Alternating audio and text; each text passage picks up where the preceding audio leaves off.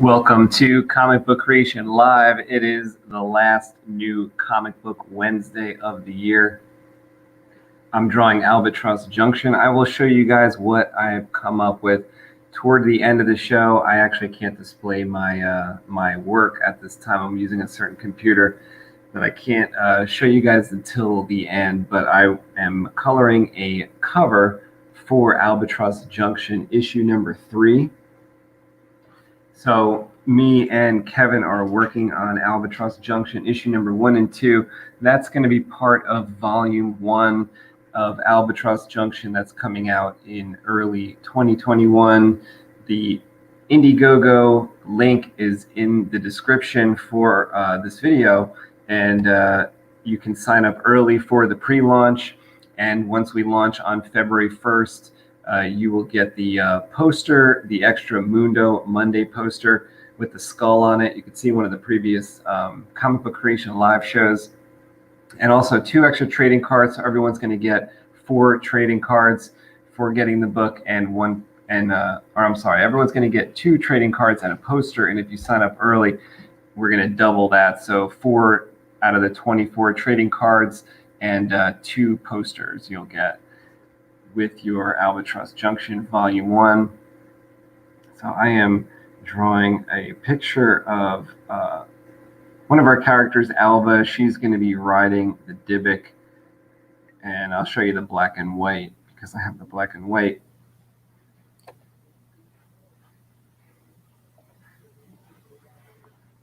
Let's get this black and white image up here.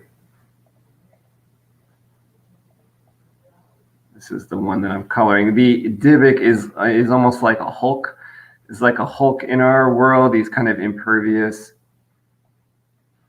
There's not just one of them, no. There's 2 of them, and they are creatures that are from another planet, basically. We made them on Earth like 1,000 years in the future. In our comic book, the main character, Donovan, actually creates these from DNA that they got from the planet where Alba's from. So Alba is our female lead in our comic book, and she gives birth to the twins, which are become the main characters in a couple issues down the road. For now, the main character is Donovan Cordova. He's the one that does all the research, does all the scientific experiments. He kind of brought the Dybbuk to life. Let's take a look at the trailer to Albatross Junction. There's a teaser trailer. Let's see what that looks like.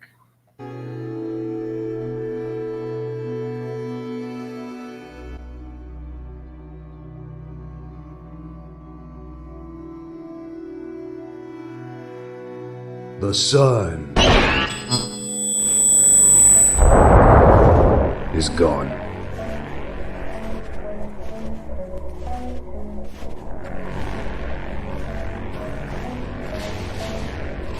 A voyage to a faraway world ends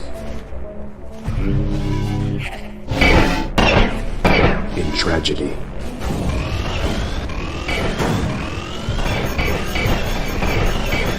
One last chance for survival is found on an unlikely planet. Genetic material brought back could change the future of our world. Albatross Junction.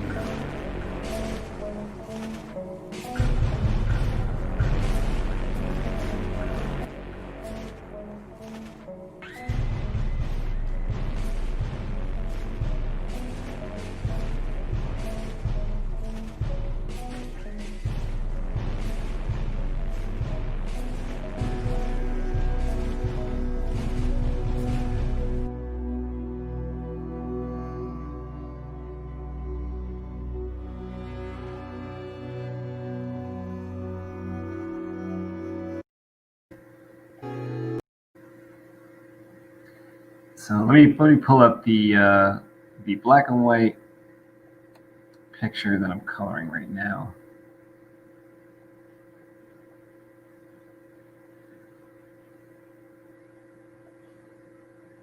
So this is Alba on top of the Dybbuk. The Dybbuk is like that Hulk-style creature, super impervious to anything like hot or cold, impervious to, punctures. He's got really hard skin. He's got claws. He's got teeth. He's a monster with like slippery, like oily type of skin. It's really, really hard to hurt a Dybbuk. Really, really hard to kill one.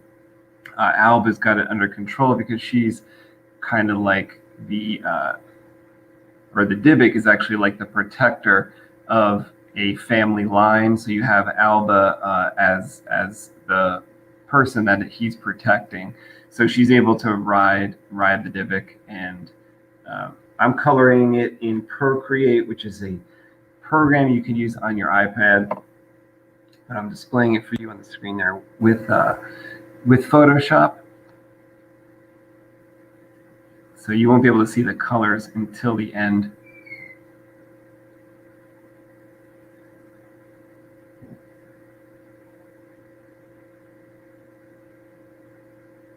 And we have a guest backstage. Let's see who it is. Free us or die.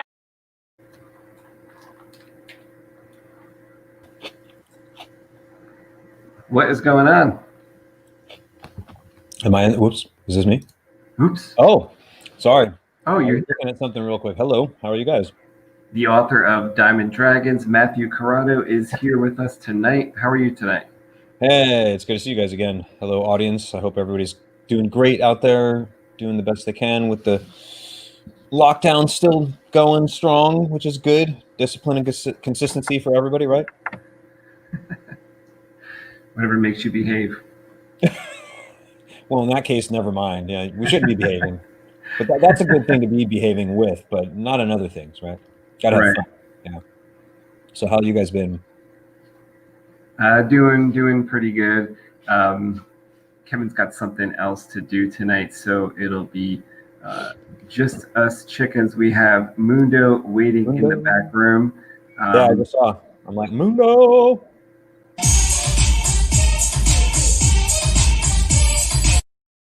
What up? What up? What is going on?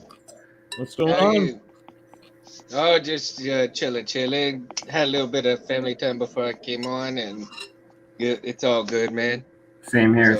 I drove from my sister's in Fort Myers, Florida, across the state, and I got here a little while ago to my parents' house again because I was here before a week or so ago, and got here tonight before the show started. Woo, I'm down here in busy, warm Florida. Yeah, right on. That's cool. Matt, how you doing, man? I'm all right. It's been a whirlwind. It's been good. There's a lot of stuff going on with the book. Yeah, a lot of positives, huh? Yeah, I think did I send you a peek at the latest cover? I don't really know. I don't remember. You did. I think Mundo responded, and I did not respond on that one yet. Oh no, that love is it. even antiquated now. Like the latest one is just it's so close to right now. You know what I mean? Like, okay, oh, great. yeah, it's draft 3, and it was crazy having to scramble to get another designer. And thanks for your help too, Anthony. I obviously didn't work with this other designer that you suggested, but she seemed cool. But it's like I found somebody, or actually a team, and yeah, it worked out really, really well. Yeah, I mean, even my coworkers like the new cover that I showed them. Yeah, that's right. You were talking about it, and I was like, that's good. I'm actually kind of torn too with it. Like, I want to be able to run it by people at one point, but I almost don't want to reveal it. You know what I mean? Publicly. Yeah. Well, it's kind of a double-edged sword. Like, I want to reveal it, but I don't want to reveal it just so that I can ask questions to see if people understand, or at least they're like, yeah, it would capture my attention. It's almost like I have to go off the fact that I'm pretty sure that it will, even though I haven't made a test audience of it. Does that make any sense, what I'm trying to say? Yeah, exactly. Yeah. Well, it seems like you were also getting what you wanted from this group, so that's great news. Yeah, it was important, right? Because I suppose you guys actually know, you and Kev would know the best, which is, if you're drawing something, since you guys already draw, you know how to maybe, let's say you weren't going to draw it yourself, but you're going to hand it off to somebody. You could at least be like, okay, look, so, and you could like, you know, even take 15 minutes and be like, here's my idea. Obviously not that, but you get the idea. And they'll be like, oh, right, I can't really draw. So in order to show people what I wanted, I had to sort of collect images from online and sort of be like, sort of like this is my thought process, etc. Not like this, but like this, you know what I mean? And that's really difficult, you know? Yeah. I'm glad you made it work. You know, like you said, you couldn't draw, but you could find like the way to set them in the right direction and get what you wanted. You seem happy at this point. That's awesome.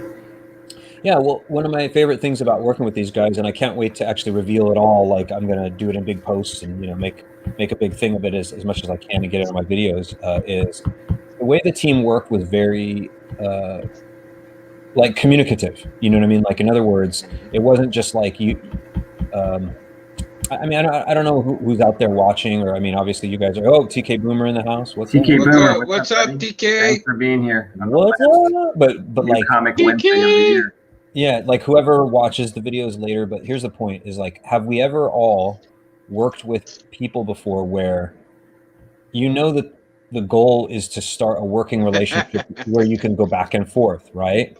But then you do that, and then you feel like they're not listening; they're just waiting for you to be done.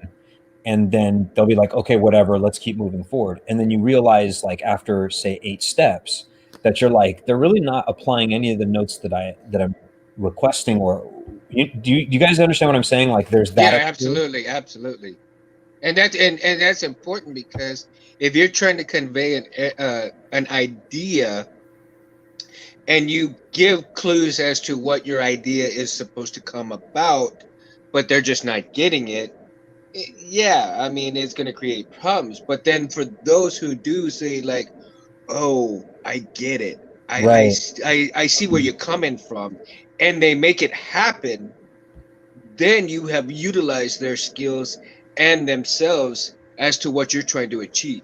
Yeah, no, you said it perfectly right, Mundo. That was a great way of explaining it, by the way. Like, and I think the irony is, I believe that a lot of people might think that that's the default when working with, say, any artist, because they'll be like, oh, well, that's their job, is, you know, to understand what people want and then draw it or do it and whatever. And you're like, well, it's a different skill set, right? Would you kind of agree with that? And like that, in other words, if I asked you to draw something and it was, you know, not just a box and a circle, you know what I mean? Something relatively complicated. If you weren't a good communicator, you might not be able to achieve really what was going on. You might draw what you think is right, but if you weren't good at communication, you wouldn't be able to achieve the right result for the client or for the person. Do you see what I'm right? You know, I mean, you wouldn't want to take it to like a near finished level or anything before getting like some kind of like thumbnail approval or some kind of sketch approval to say like, this is the placement of all the elements and whatever.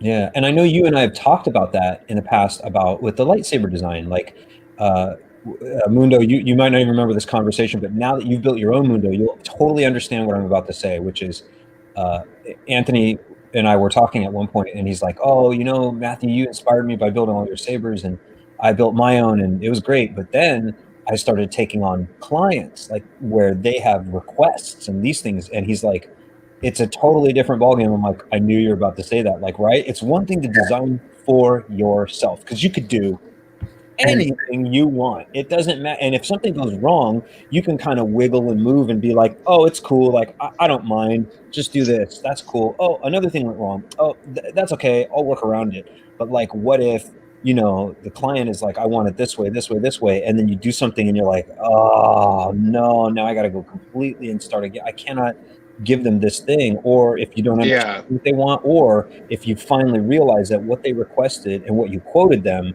now you're like, oh man, like I told them X dollars, but it's going to cost me twice as much. And I don't know how to go back to them and say, hey, I kind of messed up. Like, I initially thought you wanted these things, but now I realize it's twice as complicated. Are you okay with that?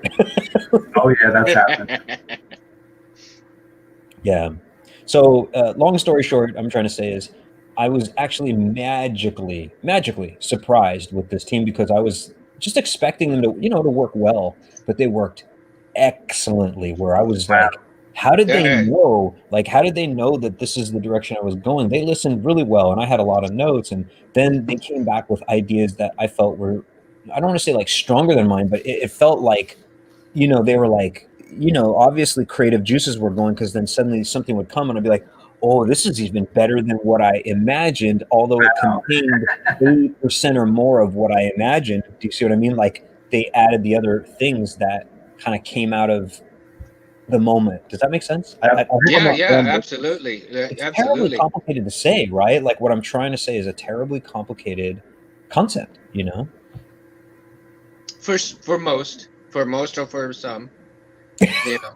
Well, they definitely seem like pros who you got to do it because they listened to you so that their job could be sort of shorter, like less yeah. less going back and forth. If they could give you something that surpassed your expectations, then there's just some final, things to get through, and then it could be complete. No, 100%. Like, actually, you're absolutely right. Like, another thing that I feel is a good advantage, at least with myself, and I'm not trying to even toot my own horn, but it's more like, since I understand the process of creativity, I was at least able to say, look, I'm going to do everything in my power to make sure that I communicate whatever the bloody hell it is that I'm trying to communicate to you guys, because I'll think kind of outside of myself. I'll be like, oh, okay, I want to tell them this, but I'm like, if I say it like that, they're going to be confused. I got to be really specific. Okay, I know what I'll do. I'll grab a graphic from the internet and then I'll chop it up. And I'm like, this is terribly rough. Please ignore the awfulness of it, but you will get the idea. And then as soon as I sent it, they were like, we understand what you're trying to say. Like, we don't think that you're trying to say design it like this. We get that. Oh, I see. He wants something like on this third of the page, and then there's this and this and this element. And the graphics I sent were just terrible, purposely, but they were better than me trying to just type out, because then you're reading all this Right. text and you're like, oh, But then man. again, and then again, it comes back to really good communication skills. That's what I'm 'Cause saying. Yeah. if they understood exactly what you're trying to convey, then that means they are actually paying attention and listening to exactly what you're trying to achieve. Yeah. And But what I'm saying, though, that's was I try to make it easier with, like, when it's something drawn, like Anthony put it this way. Would you agree, Anthony, if I wrote you a gigantic, very descriptive and very accurate paragraph or two or three of what I wanted you to draw, would you say that that would be less effective or more effective than if I sort of had some kind of quasi sketch or some kind of example art to kind of cobble together to show you, in addition to having a few sentences to say, this is what I would like? What do you think Oh yeah, would? because that would be more like how an artist would do it, because you're just assembling your sketch not via your own pencil, but just via whatever means is available to you. So you grab something, maybe from a newspaper, or you say, okay, it's like this, and you grab something from, a website. You're like, it's something like this. It's kind of your version of a sketch. Precisely. And it reminds me again of storyboarding, where, a screenplay is all words, duh. But then at a certain point, someone might say, well, what kind of images are you looking at when, like, are we a close up on this guy? Or are we, what do we do? Are they over here in the frame, and what's in the background? And then someone can quickly draw a little bit, like, they're like, I kind of imagine that in this shot, like, we're at a distance and we see the characters and they're all real small. They're talking, but like, we see the environment, and you're like, oh, you can't always say that in words very well. It's as you our guys are plainly aware that, a picture is worth 1,000 words sometimes. literally. Yeah, sometimes more.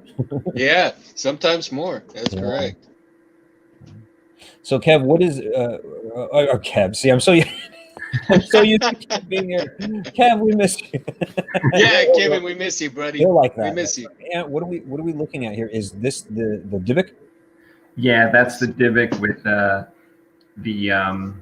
with Alba, who is like the another alien, humanoid. She's riding the Divic, which is like a big Hulk-like creature. It appears as And this is my concept for issue number 3 cover. Right. I'm coloring this right now on the iPad using Procreate, but you cannot see it. I'll share it at the end just because of my setup. I'm on vacation and I don't have like my full setup. You can't kind of follow along while Dr. Emmett Brown, right, Mundo. He's like, forgive the crudity of my example here, and he's like, it's great. So you guys are looking at the black and white, but there's a color version happening. Yeah, well, no, I was gonna say that, you know, the Divic looks terribly friendly, and someone who you'd invite over for I'd say a cup of tea or something. Oh yeah, he looks happy. He looks happy. You know. I don't know. I think I would break quarantine probably, just, you know, to just spend a little time, you know. We have Primal Gamer in the chat.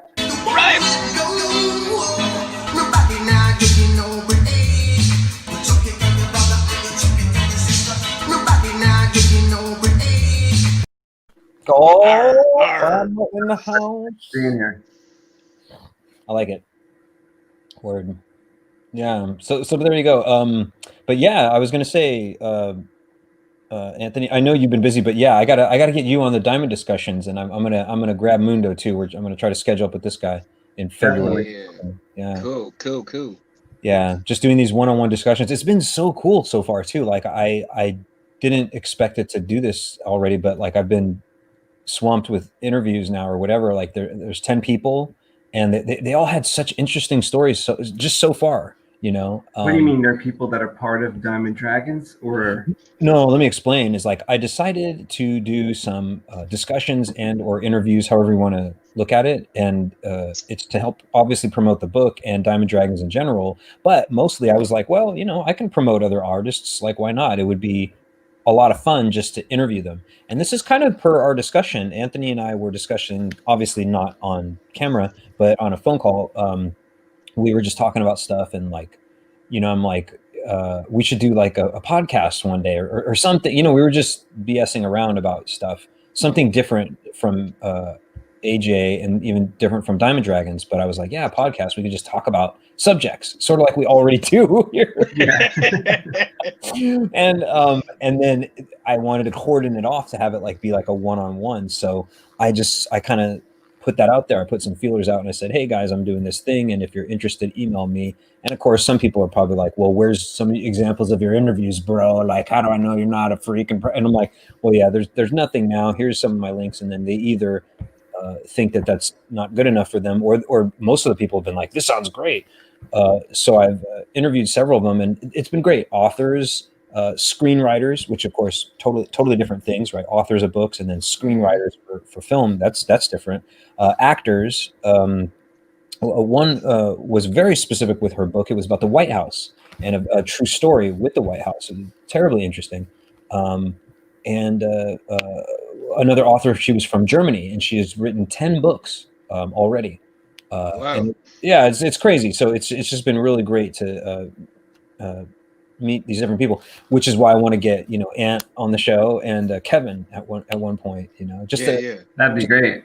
Yeah, like I figure like with Anthony, he should easily talk about like, okay, you know, we've got several subjects, lightsabers, martial arts, and not necessarily AJ. Of course, talk about AJ, but drawing, like how did art enter your equation and all that stuff? Because, you know, not everybody does all the different things that we do. Not everybody's Mundo, not everybody's Matthew, not everybody's Kevin, right. Anthony. So that's what I've been trying to get with some of these people. Like I'll try to ask cool questions, you know, like what made you get involved in this? Like, were you know, what was the inciting, you know, incident that made you think, you know, yeah, I want to get involved in track and field, you know? And you go like, oh, cool. What made you do that? And you're like, well, as it turns out, you know.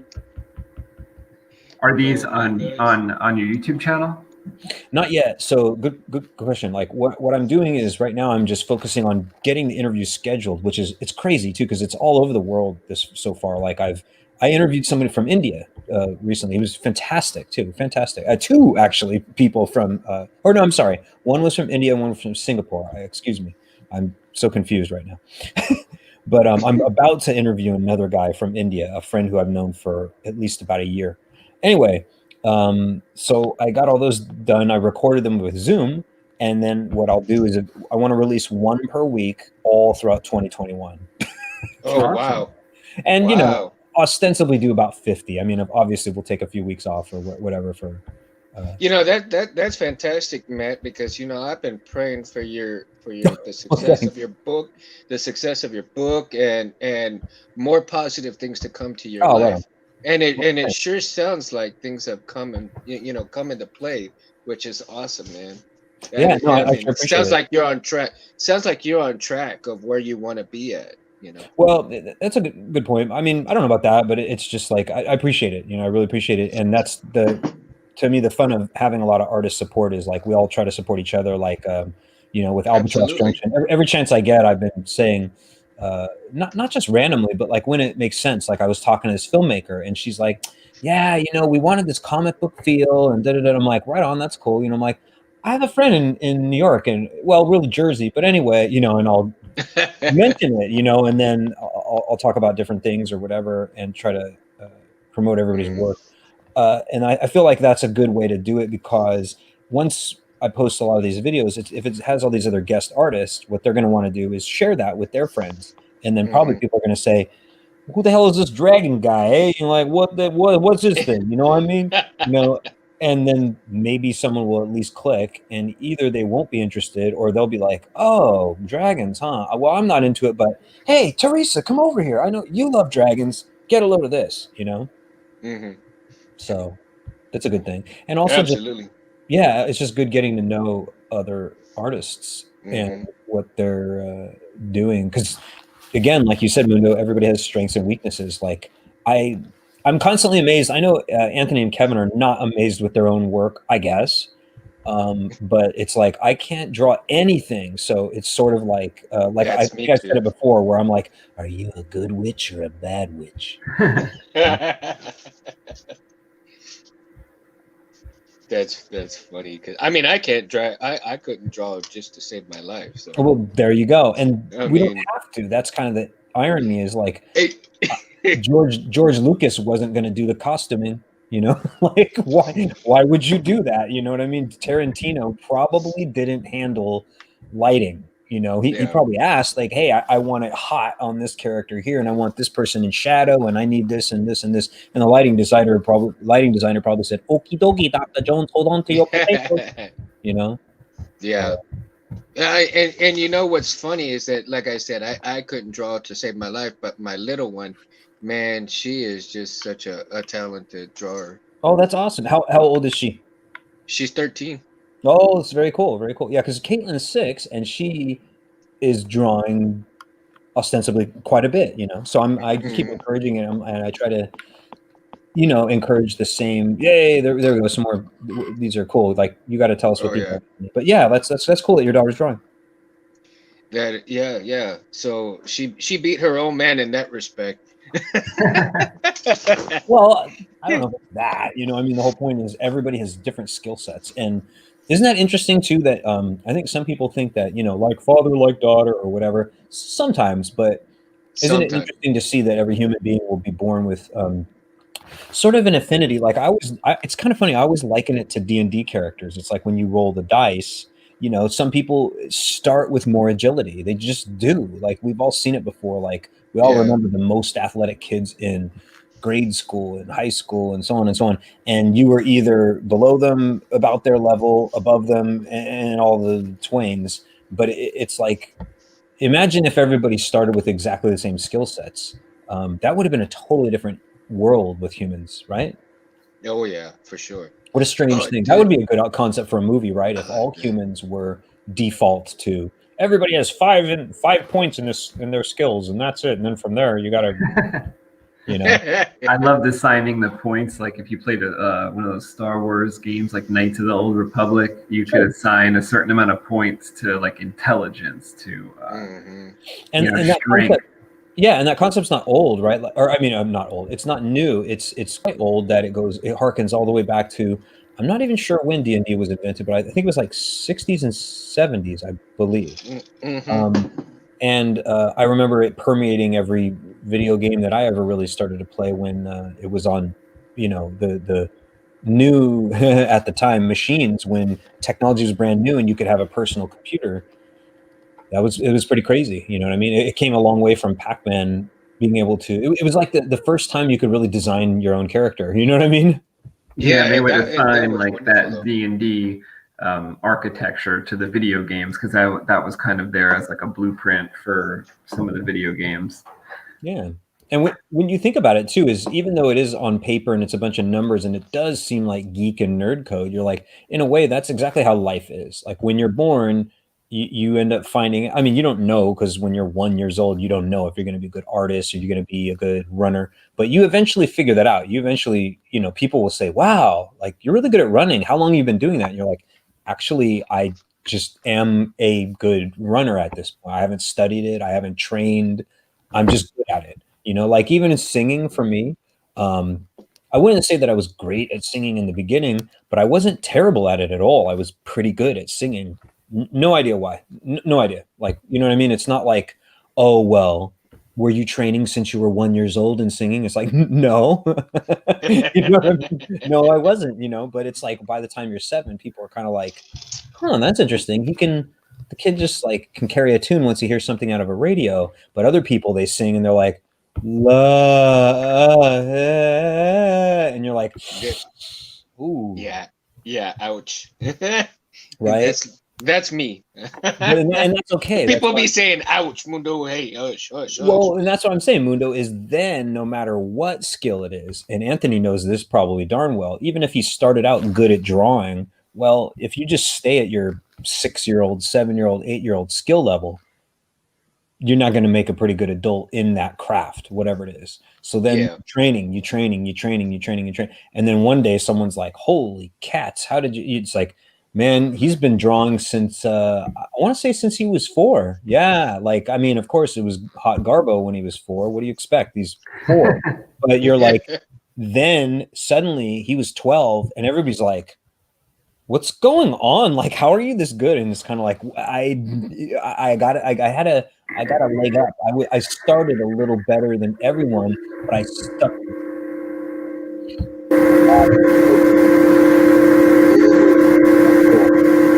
Who's that character? That's the second in command, Dobbs. Oh yeah, I was going to ask you that. That's a couple versions of him, like Kevin on the left and my version in the middle. This is a couple versions of Alba, the character I had on the Dybbuk. You can see like an early version of her there on the Dybbuk. Right. I love it. There's Donovan, our main character. A couple versions Kevin drew of how he looks. Like this is the guy I explained to you. Looks kind of like Tyson. You told me. Yeah, and I mean, see, this is a great example because you said it's kind of like Mike Tyson meets maybe Duke Nukem, but he's also smart. Yeah, he's like that scientist type of mind. I like it. Yeah. And then, would you say these drawings are a conglomeration of some are ones that you've drawn and some Kevin has drawn? Right, like the ones you're looking at right now are Kevin's designs for a character named Droven. Sweet. And that one there is some of the suits that he might wear. And this is an early comic book creation live. He did the iceberg area, which is called Motor Scotia. That's cool. Scotia. Love it. Yeah, these are great. Like that's the thing. I could never do this. Plus, I feel like the Albatross Junction style captures that. You probably know what I mean, right, Anthony? If I had to say, like, you ever seen drawings of something, a bunch of characters, but then they don't really seem like they all fit together in the same world? Like, that's a character, but they don't feel like they fit. That when you guys have your drawing style, it almost everything seems to gravitate around post-apocalyptic. It's cold. Like I kind of feel it on all the characters, even if I'm looking at one drawing. Do you see what I'm getting at? Right? Yeah, thank you. Yeah, but what I mean is, I don't assume that you guys did that on accident. Like in other words, right? Like you guys take a well. That's a good thing though, Matt, because what you're saying is I agree 100%. That everything is in conjunction with what they're trying to portray. So. Right. And then would you say you did that on as much on purpose as possible, Anthony? Or yeah, the thing is, it kind of took a long time.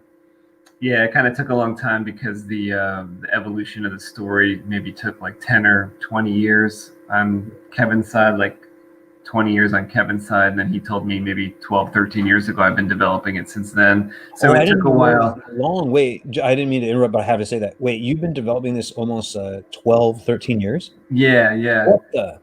I Like didn't know that. Kevin kind I of didn't know came it was up that with long. this concept. I don't think the original drawing is here on the website, which is what is like passing by the screen here. But he has a drawing from like early college that Wow. it was Alba and it was a couple other elements that remain in the story today. And then when he told me about this, we were already working on a comic book 2012. He was like, listen, you know, we should do the one I've been telling you about, and the one I was thinking about, you know, elements. I would tell Kevin, this is what I think, you know, could work in that story you were telling me about, and, you know, and we were doing another comic at the time, and it was like 2012. I think we were working for a couple other guys doing a comic book, and we decided that, you know, when that was done about 2016, we did about 12 chapters of it, or 10 chapters. Yeah, I remember you telling me a little bit. Yeah, I Yeah, see. Sumeria. And you guys decided, okay, we're going to take this to the next level, right? Yeah, so after that project Yeah. ended, we decided, you know, like we could bring that one to life that we have going already, and all we have to do is do it, you know. What? So so I kind of surprised Kevin at one point, maybe around that time, 2016, 2017, with the script that I had written, and you know, he actually didn't have too much change about it, too much to say about it. I would say 90% of what I wrote, he was happy with. So Yeah. that was pretty interesting. That was a surprise to me. I thought, you know, we kind of battle for a while, but he was like, oh yeah, that is what I'm thinking of for the most part. I would But say early on, you know, to that's a answer your good question, sign. early on we had some, you know, where I didn't understand certain things. Like I had drawn, I think some of these drawings have a couple characters like they're almost naked. And he's like, no, you're not getting it, that there's no sun, it's cold as could be. I was like, okay. You know, we gotta get them dressed. Well, the nice thing is you could always throw clothes over a otherwise default model or something, right? Right. If you wanted to say it that way, and especially if you did layers, if you're like, well, wouldn't it be nice to know what they look like?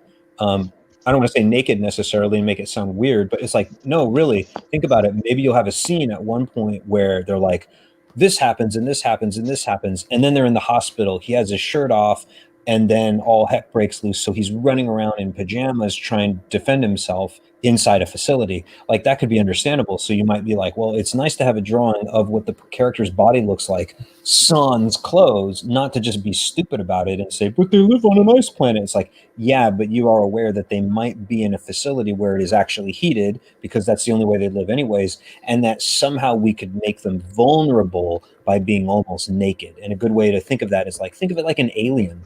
Like, right when the characters didn't have on all their cool super suits, that they were vulnerable. Right, they're just kind of in their underwear. Exactly. And that's actually a movie, I don't want to say movie trope, but because it makes it sound like it's BS, but it's not. Think about it. If in the middle of the night you were raided by terrorists, you'd be in your jammies and your underwear. And if you had to grab a shotgun and start doing things, immediately the audience would be looking at this character and be like, oh man. I mean, look at what is it, John Oh, McClane? hell yeah. He doesn't have John McClane. shoes.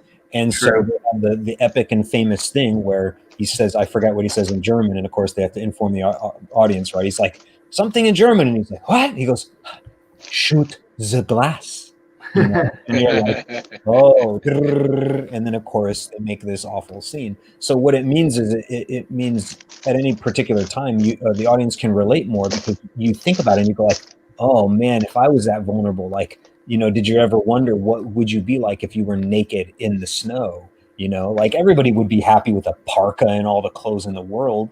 Maybe you could survive better. But imagine if you still had to survive and you had a tank top and sweatpants. You know? Yeah. That's kind of a fear of mine. I always like to make sure I have like my shoes ready and stuff like that because I don't want to be caught like, you know, with like flip flops or something. You end up in some kind of fight, maybe you need to kick somebody or something. So I'm telling you something now, though. See, that just sparked a great idea. Like, see, that is an excellent plot point. Think about it. You'd have a character that you develop early on, and then one of the other characters would be like, God dang it, Mundo, you always so prepared. And Mundo's like, what? I like jackets. I like gloves. What, do you want to freeze or something? He goes, you're over prepared. You're over prepared. Don't be a, Oh you my know, God. don't be a wussy. You're always carrying on too much stuff. But then they keep hitting that point, and then one day Mundo's somewhere, and all of his coats and jackets in the back of a trunk, it gets exploded, and now he doesn't have anything. And now the audience has to go, oh, that character is going to hate not having all the things with them. So then you strip it away. But True. what I'm trying to say is, as a writer, that is a good way of setting a plot point. You set up that they are always prepared. They love to have extra clothes. They're this, they're that, and the other. And then you just take all that away later in a scene, and then they're like, you know. Well, it's very hilarious that you just say that, because that has actually happened to me at work already. Oh no. What? Oh, that's why I'm laughing right now, because I'm that kind of guy. I'm that kind of guy that likes to prepare for emergencies at work, right? So I have copies at work. Well, get this, because I have copies of extra paperwork that people need. You know, incident reports and gloves and masks and stuff like that. I always carry like extra stuff. People get mad at me because they say, well, Mundo, you don't need 2 boxes of this or that, right? Mm-hmm. And I'm all like, you just wait. And then a couple of times have happened where everybody's scrambling, like, hey, I need this, I need that. Oh, we're running out of this, we ran out of that. And there's nowhere to get any of that at the moment in time. Well, guess what? Mundo has some. Let's go get it from him. And I'm all like, yeah, I've got it. Calm down. I've got it. Awesome. So it's funny. Like I said, it's comical that you said that, because that's already happened a couple of times with paperwork and stuff like that at work. I resonate. And then shout out to TK. He's back. TK Boomer. He's back. TK. Oh, he took off for a minute or two? Yeah, he said he had to do something, then he's back. So shout out to TK. Oh, okay. Because I know the comments are hard to watch and everything. Yo, what's up? TK's back. Yeah, because they're not showing up on my screen here. So, and I don't have my iPad with me, so I could read the other stuff that's going on. So yeah, it's cool. Yeah. Well, glad to have you back, TK. So this website you've put up, Anthony, has it been there for a while, or is this relatively new? Yeah, this has maybe been there for like 2 years. So while we've been kind of preparing for the IndieGogo campaign, we were collecting emails on the website, which you could still drop your email in there, or on the IndieGogo link in the description to kind of we'll keep you informed of where we're at come February. We're gonna launch on IndieGogo. That's gonna run for like 60 days. Try to gather some support for the first printing. That gives me another idea, which is because obviously you and I, you, me, and Kevin really, and even Mundo a little bit. We worked on that video together. That kind of I want to call it a teaser, not so much a trailer, but a teaser. And I wonder what would happen if you tried to think about compiling some kind of video that had not really an interview kind of feel, but little clips and screenshots and things. And so there's some voiceover to talk about it, and clips of you talking about it, and clips of Kev. Do you see what I'm kind of getting at? And then you I like that idea, yeah. Yeah, and again, it doesn't. You don't want it 5 minutes. You want it, a minute or two. So Bulletproof Mundo. Play it, and then bulletproof Mundo. TK. Right? Then you could have that on the website, and then people could play it, and not only get like a feel for what Albatross Junction is about, because of course they could then just watch the teaser. You could say at the end, watch our teaser, but they could at least get a little bit of behind the scenes and be like, here's some of the artwork, and we've been developing this for 12 or 13 years, and we've been this and this and this, and look at we've got these things, and it's sort of like this dense 1 minute for people to be like, wow, this is involved, huh? And you'd be like, gee, do you think? So Yeah, that's a great idea. You know, Kevin puts together videos sort of like that, but we, you know, they could get more concise, like the way you're speaking about. The one he does are That's cool. clips from the previous Comic Book Creation Live, and he posts those to Comic Book Creation channel. So there's Comic Book Creation, and that's got like those shorter videos, and we've got the Comic Book Creation Live where we do these live videos. But yeah, so if we did a video like that, which we should do, it'll appear on maybe both channels. Some videos we post to both, but for the most part, that would fit great at Comic Book Creation. You know, more like shorter videos, more concise. I think that would be pretty amazing. Not to mention the fact that again, it's like what do I say? Trying to think about what words I want to say here because of it. It's like I like what he did. I think they're awesome, but it's almost like you want one video to sort of punch them to. Obviously, in addition to your teaser, because like the teaser is the like kind of like it's like the lead up to the story. It isn't really. Well, what I mean too is like, so on my own channel, like, how do I explain? Like on my own channel, obviously there's the pre-visualization, which is mostly like keeping them immersed in the story itself and the characters and all that, and that's all. But then there's sort of like, oh, the right word would be like behind the scenes. That's their sort of interview, you know, overview, behind the scenes kind of thing that would be something that some people would probably appreciate. Do you see what I mean? Like, in other words, they want it. I would personally say that you want your audience to get to know you and Kevin, not super crazy, but like that they'll see, you know, you'll be on the screen. It'll be, you know, Anthony Lagaipa, co-creator, artist, and you'll be like, so Albatross Junction is about a bunch of people who have to survive with no sun, you know, or something like that. And then you'll be like, so I've drawn all these kind of images, and, you know, here's this, like, that the way they get to know you, your face, and Kevin's a little bit, and they start to realize that, oh, this is a, you know, a pair of artists, and they're, you know, I don't know. I guess I'm spitballing, but you know. No, that'd be a great video for sure.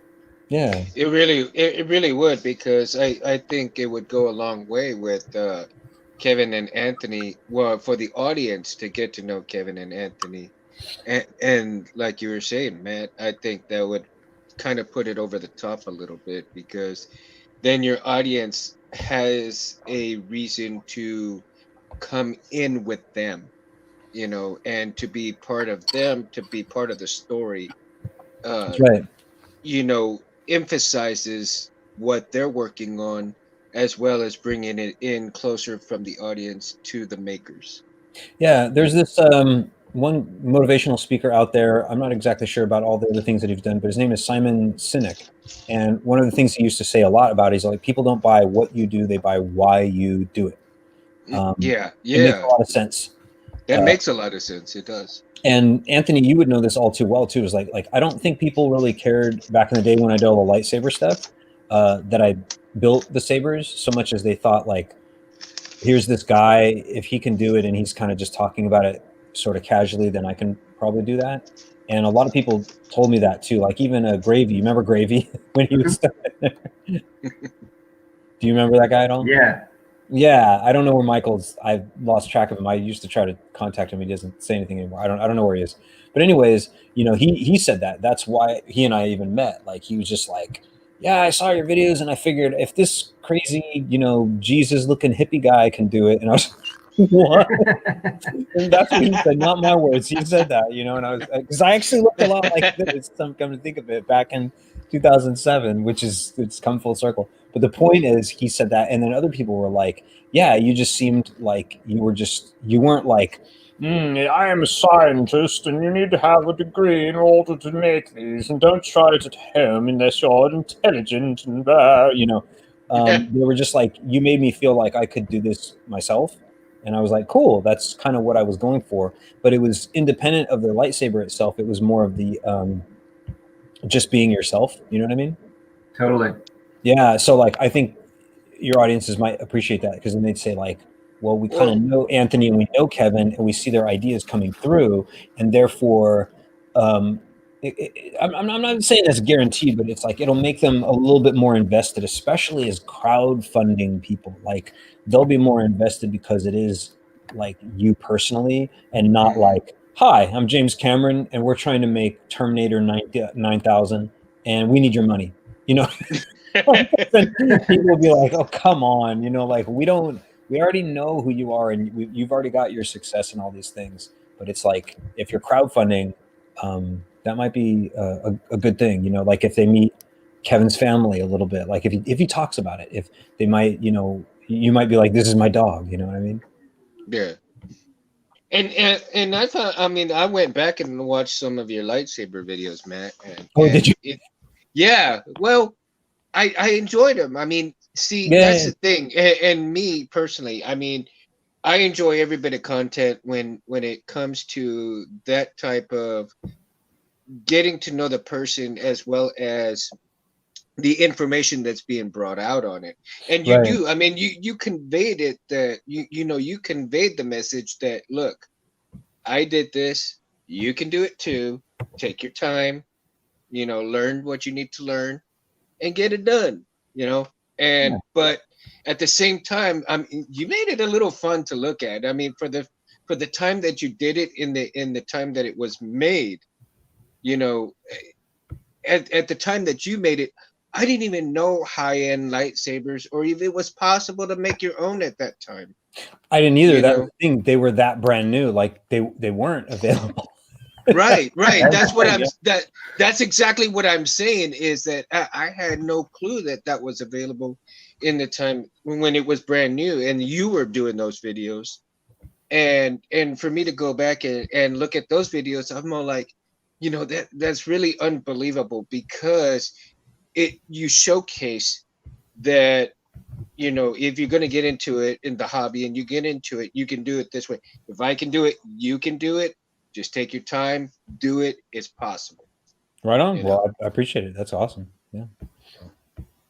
And I've always been inspired by Anthony's work, because he's done such cool things with this. I forget what the technology is. What's the LED screen? The NeoPixel? That's a NeoPixel. I was just like, oh, I don't know how I could ever do that. Yeah. Well, I mean, see, and even Anthony inspired me to do my own as well. But I mean, yeah, you built a nice one, man. Oh my God, some of the stuff that he's built is just unbelievable, and what you've built is unbelievable, and the technology that has come from beginning to now is unbelievable. It's so surreal that I never even knew that it would ever be possible. And then now you have Hacksmith that's done almost a real lightsaber, basically. There you go. That's the thing. Technology is always improving, even though sometimes technology outruns like humans in a certain way, like it can be dangerous. But fortunately, I don't think we have to worry about that too much with the lightsaber props. They're just going to get more glitzy, in a lot of ways. Yeah, and I think so too, because I mean, even now you have what you're fixing to have terabytes in a phone terabytes in a phone pretty soon. Yeah. So, I mean, they're already on a small, disc, like, contraption, and by the time it, you'll be you'll be going like this with your fingers for a cell phone. I don't even know if you'll have to do that. You might be able to do the just put it on your lapel and it does all sorts. Yeah. Star Trek Enterprise. Yeah. I don't see why not. Yeah. As it is, I was always impressed that, my pinky nail here, that's the size of a micro SD card. And the irony is there's there's an advantage with it, which is it's small, so you can have a lot of data. The terrible other thing is it's small, where you can lose it. And well, and I don't even mean lose it like it falls out of your pocket, but it's like, imagine if you forgot a bunch of information that was in your drawer and your house burns down. It's not like, oh man, we lost a lot of books and stuff. And it's like, well, there was only like, it's 100 books. That's not good, but we lost it. And you'd be like, oh my God, we basically lost millions of files and pictures and this and this and this. And you'd be like, how is that possible? It was just your house. And you're like, I know, on one of those stupid little data cards, it held a terabyte of information. And that's a lot of information, as we know. Like, can you imagine, like, if you physically lost, you didn't have any backups of a terabyte of information, you know?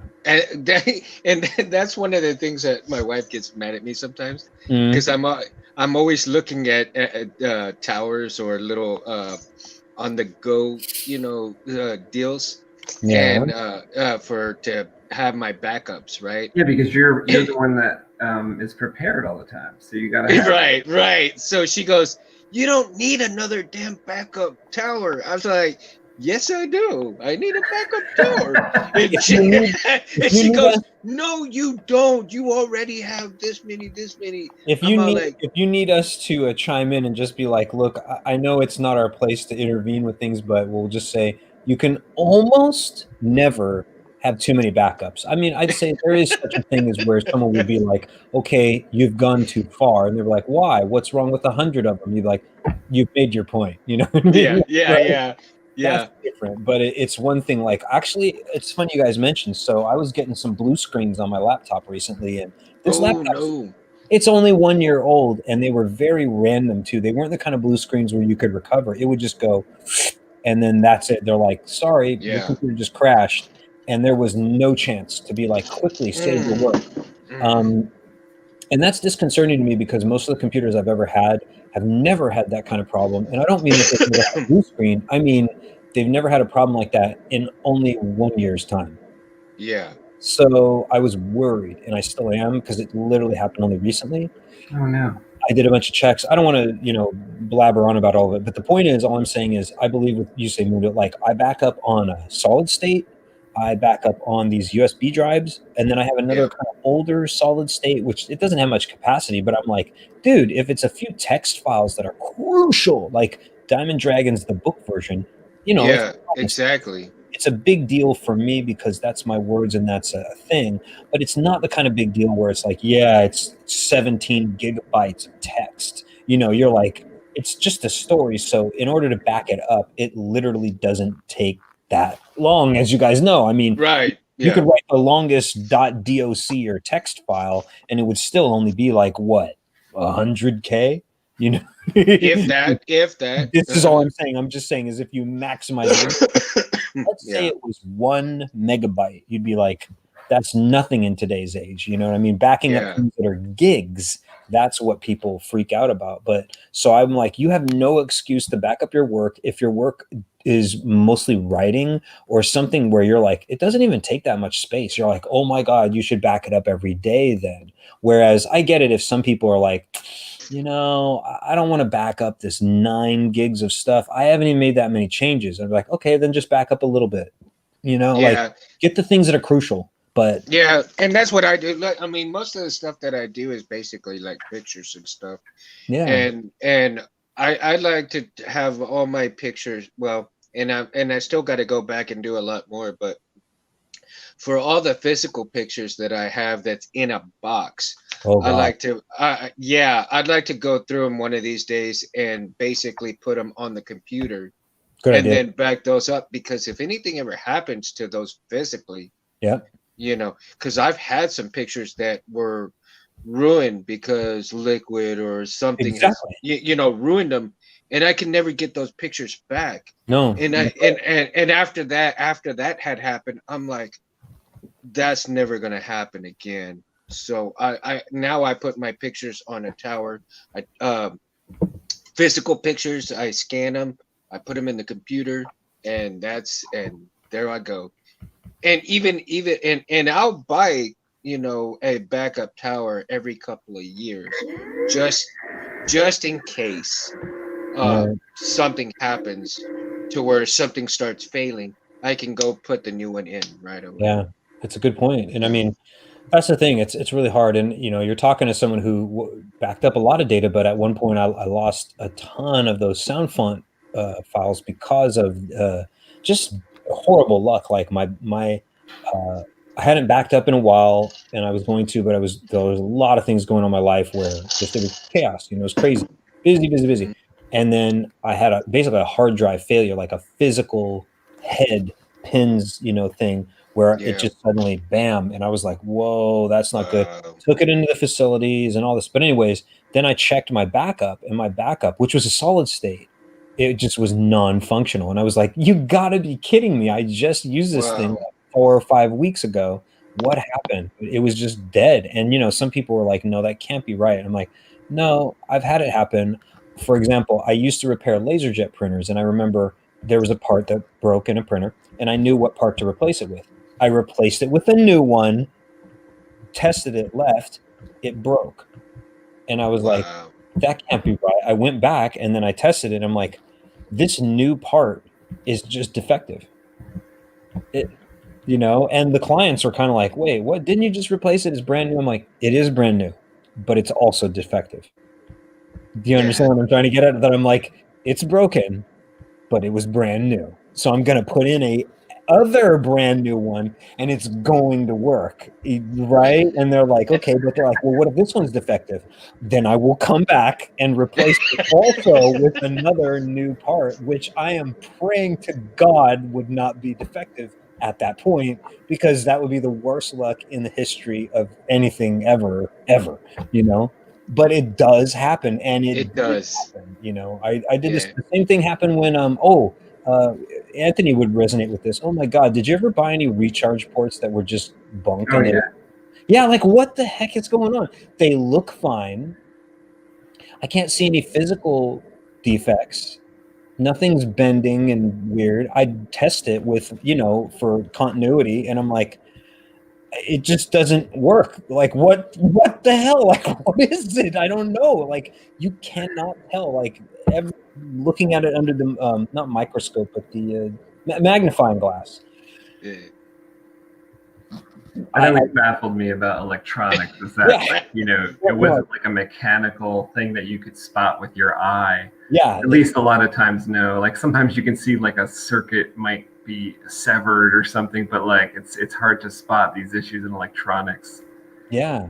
And that's the thing is like, in this case, these recharge ports, they were mostly physical pins. Mostly.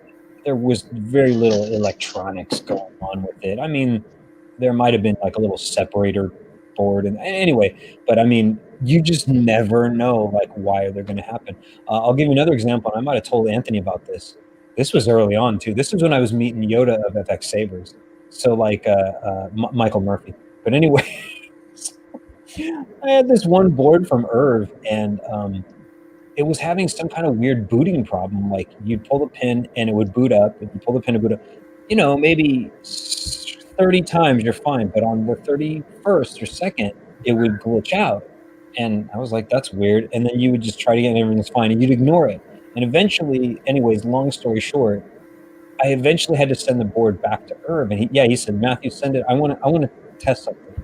So he said he put it on the bench, and he says, I just left it there for like days and let it cycle tests on it and run it. And he says, I can't explain it to you, Matthew. This board has a not quantum chip or something, but he's like, this thing is supposed to be, this one particular bit on this one chip should be always 1, unless I said it otherwise. But sometimes it would go like and be 0 and then go back to 1, and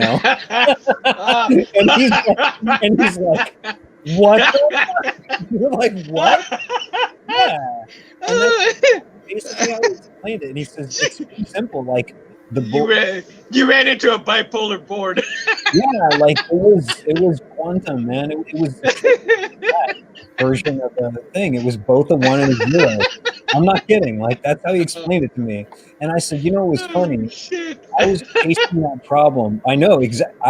But he said, and I said, what do you think the chances of this happening are? He says, oh, it's pretty astronomical, Matthew, because obviously, like. It's not like it's one thing when something happens like every other try and you're like, oh, it's glitchy, because you can track it. But this sometimes was like literally, it wasn't always 30 tries. It would be like sometimes it'd be fine. Like I would just use the thing, use it, no problem. And then one day, blah, and I'm like, what's that? And then try to reboot it, and I'm like, what the hell's going on? Like, it doesn't make any sense. And then we would pull it out. I'd reformat everything, do everything like that, pop it in, and it'd either be fine or I would repeat the problem. So basically what was happening is I was chasing around a ghost, and it was frustrating because it was the first time I met Michael, and he's like, what the heck is the problem with this? Like, I thought this was supposed to work right, and what are you trying to pull here? And I'm like, I swear it's not me. It's not my fault. It's not my fault. It was a total definition of it's not my fault. It really was, because in the end it was, and it wasn't like the whole board. It was a particular chip or function on the board that was just at the very what would you call it, at the core base, hard deep code level. It was messed up. And it was in a way that he's like, there's no way that anyone would have known this, and like there's no reason I would do this test on this board unless you explained all the weird jank stuff that you said. And then that's how we discovered it. Like, he's like, I don't think I've ever run into this before. And I'm like, well, you've never met someone as messed up as me, so there you go. Yeah. Oh my That's weird that god. a problem like that occurred in one of the boards. That's so strange. Well, I'm not sure if it's so much strange as it is that thing that Irv always talked about, being the fact that he's, an electronics master and everything, that he would always just talk about the Murphy's Law. He's like, Murphy's Law is in effect, and there's always some problem. And actually, we did the same things to ourselves at one point, which I'll quickly explain. Is we were chasing around a problem when we did some special tweaks to a board for me, but both of us failed to understand, because he kept saying, you're formatting it wrong, Matthew. I'm like, no, I swear, Irv, don't be silly. Like, you know me. I know what I'm doing. And he's like, it's on your end. And I'm like, no, I think there must be something in the hardware. Long story short, we had completely ignored that we had changed some file names to go over 8 characters at the time. We just completely forgot. And then I guess that's what happened. Is one day he just emailed me. He said, Matthew, I'm like, what? He's like, I figured it out. I'm like, are you serious? This is after like a month of chasing it, both of us. And he's like, 8 characters. And I'm like, 8 characters? And I was like, damn it. Like, what? We did that. That's right. So the whole time we had tricked, we scammed ourselves, we trolled ourselves by baking in an error into the code of the board that we shouldn't have violated, but we weren't thinking straight. It was 9 characters instead of 8, and we just didn't think that way. It was like, why did we have to chase that for a month? We could have solved it the very day we did it, right? And think about it, people would say, oh, come on, Matthew, you were dumb. I'm like, no, both the engineer and myself were like, what's wrong with this thing, man? I don't even know, man. What happened? I don't get it. So funny. Live and learn. Oh, God. It was so bad. But there's so many things to keep track of, So many things can go wrong. But that's cool that y'all figured it out after, it took you all that long, but yeah, the fact that y'all figured it out was phenomenal, because something that I noticed some people would have given up and just said, I'm done with it. Yeah, it's funny you mention that too, because that's something that I think Irv and I were both good at. Like, I mean, certainly him as an engineer, he's like, it's troubleshooting 101. You have to go down the road. But I remember I discovered a weird problem. Anthony, did I ever tell you about the flash on off problem? I think so. I discovered this problem by, messing around with the board, and like, if this was in an early software of the board, if you triggered the flash on, this is when Flash on Clash was new, of course. I had myself and Irv and this guy named Edwin, we had all kind of been, working on ideas together to bring this up. Of course, Irv executed it. Edwin helped perfect the idea, but the idea originally was mine. I said, I think we could have savers at Flash. Anyway, the Flash on Clash thing, I remember I triggered a flash and shut the saber off, and I was trying to purposely, mess up the board and it stayed on, I said, this is really cool, Irv, you're going to love this. I said, what? So I'm like, look at this video that I'm going to send you. So I'd be like, crash, powered it off. And he's like, okay, cool. And then I'm like, boom, crash, power off. and then the flash stayed on. So the light was out, but the flash circuit was still on. And he was like, "Oh my God, Matthew, what the hell? I can't believe I did that. I made it where the flash took precedence over powering off." And I was like, "Yeah, I'm going to go ahead and go with that's probably not a good idea." So probably change that. But and then it's like, it's just funny that by troubleshooting, you discover these things in ways that you never think that you would have. I didn't really discover it on purpose, but I remember at one point it stayed on, and I thought it was a circuit problem. So I reset the saber, and of course it solved it. But then I was like, huh, I want to say, I think I triggered a flash while I turned the saber off. Let me try that again. And it was just consistent. Every time I could leave the light on. So anyway, I'm like going on all these tangents, but it's like troubleshooting is so weird.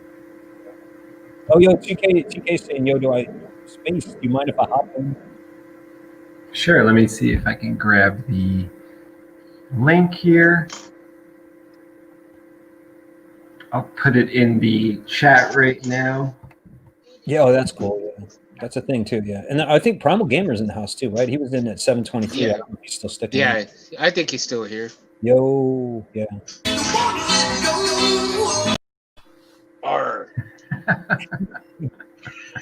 Yeah. So yeah, there's a lot of history to all that stuff, as you know, Anthony. It's the crazy stuff, right? Yeah.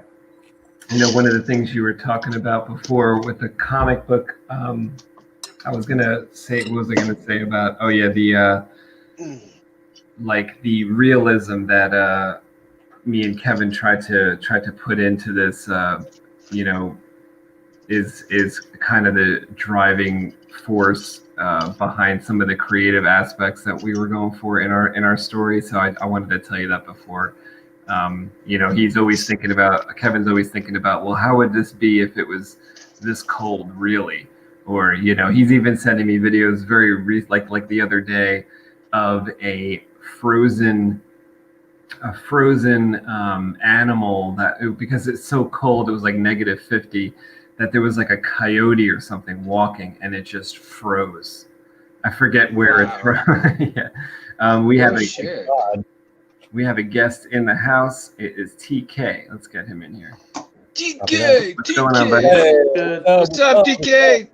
How does it happen? What's I'm up? not too savvy on electronics. I've been sitting here thinking like, hey, so if everything's like late and all that, I'd make comments. It's probably like 5 minutes past. I was always kind of worried, like not figuring it all out. So No, No worries.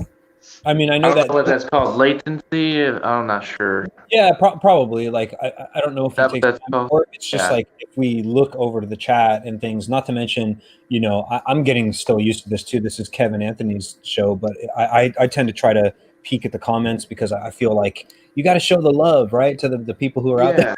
And it's hard to think about it. Kevin Anthony, they're busy trying to host the show and draw and listen to all of us gabber on.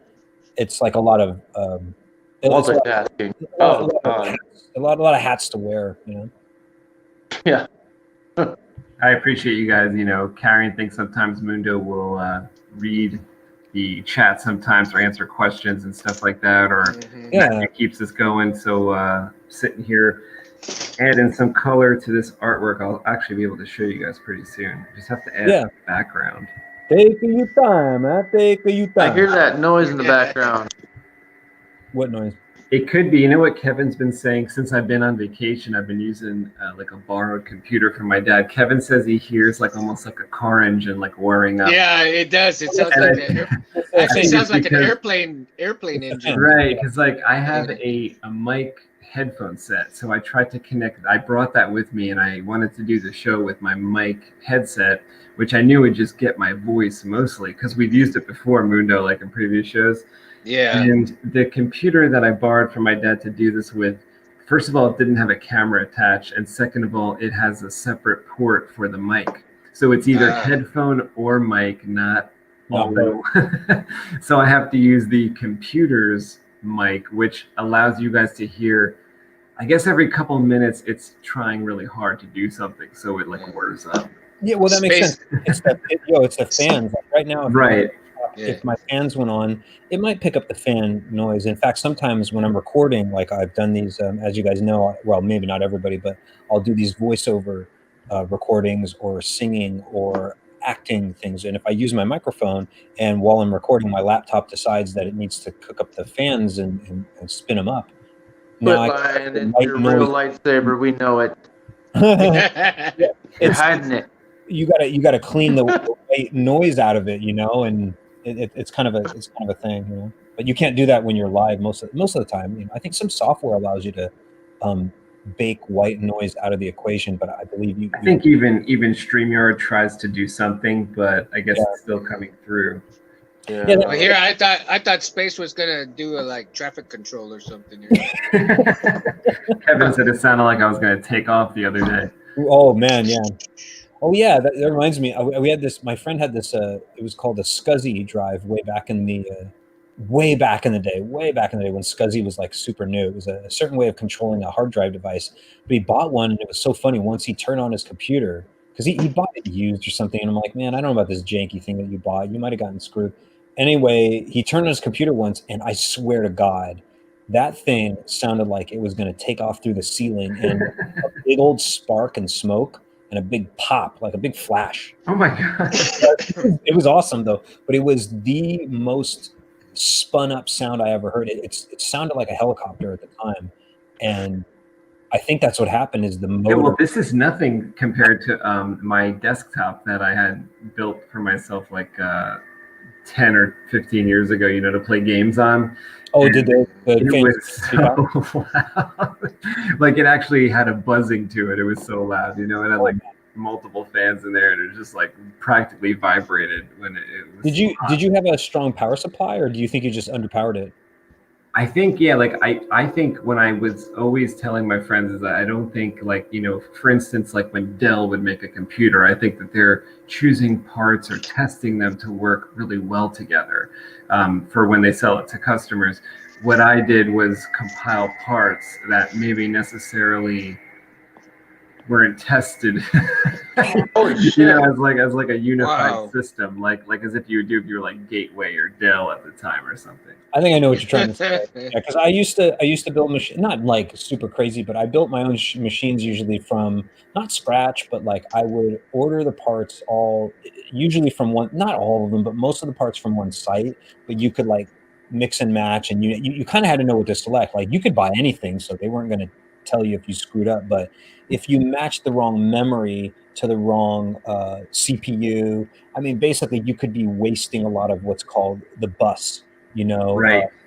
And just there's a lot of things like the CPU clock time. It all matters, at least if you want to run efficiently. I mean, sometimes computer under. See, that's one of the reasons why I never built my own, and I've always wanted to do that, but I've never had the skill set to do that, and I've got, you know, some friends who know how to do that, but yeah, it's a completely different skill set. That, like, in other words, you just go online and you have to start studying and be like, okay, what kind of memory do I want to get? Do I want to get this type of memory or that type? How much can I afford? And also, then you're like, this motherboard only supports blah blah blah blah blah blah blah types of memory. So, for example, if you got the wrong memory cards and placed them in there, they just simply wouldn't run, and either your computer would balk at the AMI BIOS or whatever, or it would just ignore the memory altogether and only use the RAM on board the motherboard, and it might alert you and say, you know, RAM cannot be used, and then just go through that section and boot up the operating system. And you'd really never know until you go in and click, and you're like, huh, 4 gigs of RAM. I want to say I put 16 in. Where the hell is the rest of it? And then you'd have to go back and go like, oh no, these SIM cards, they're not supported by these slots, so they can't run it, you know. And sound like Saber boards. Soundboards. Everything is a compatibility thing or whatever. But I actually haven't built computers in a long time, at least a decade or more, probably. Wow. Yeah. Wow. So I'm sure there's a lot more changes, but it's still the same things. Like, it's still the same. You do have RAM.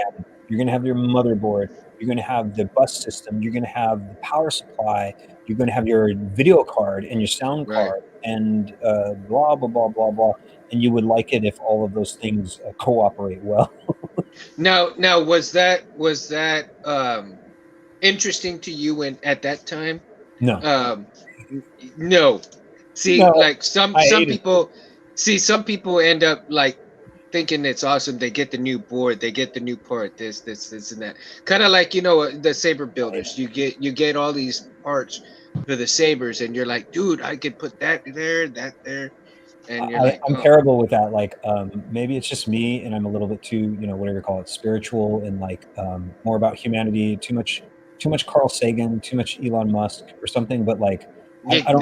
I don't care about the technology in the like. Ooh, I want more power, and oh, this is the latest. I'm more like, what gets the job done efficiently, and then how do you use that technology to improve your own life? And like, I don't care about the computer. You know what I mean? Like, Yeah. if it works is a great way. And I've actually, in a way, I've crippled myself sometimes. Like, I remember I was on Windows 7 with my old desktop, which is somewhat behind me, somewhat. But the point is, how old is Windows 7 now, right? And everybody's like, when are you going to get a I still have a laptop with Windows 7. So Yeah, and now the sad thing is, Time of Rome. what does that tell you? What does that tell you?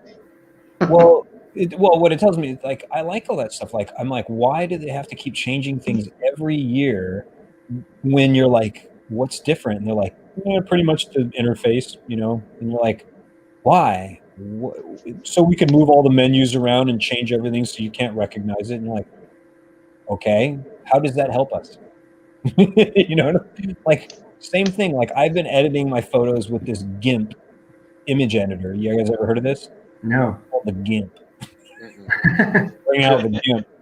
I'm not kidding. It's a real thing. But the GIMP, it's just a free image editor, and it's just as well as Photoshop or anything else in terms of the basic stuff. Now, if you need to do professional, image editing, you probably would need Photoshop. But like, why? Like, why are you going to do that unless you're like, I am a professional video editor and I need absolutely every last bell and whistle?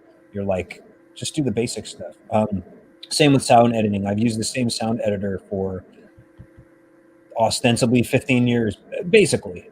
Some new versions, sure, but sometimes I just stop upgrading because I'm like, I'm getting tired of it. Like, it kind of reminded me of this one thing. Well, I won't go into it, but you guys remember when Street Fighter 2 came out? Oh, yeah. Right? And then there were like Street Fighter 2, the new edition, and then Street Fighter 2, the Turbo edition, and Street Fighter Super Street Fighter 2, Super Death No, edition. Street Fighter Alpha. Yeah, and then you're like, wait. Street Fighter Alpha 3. And you're like, I don't know. Psycho Edition. I don't know. It's faster now. And you're like, And then out of all of that, you maybe have one. Street Fighter Alpha 3 was the dopest one, though, honestly. Because okay. what was it?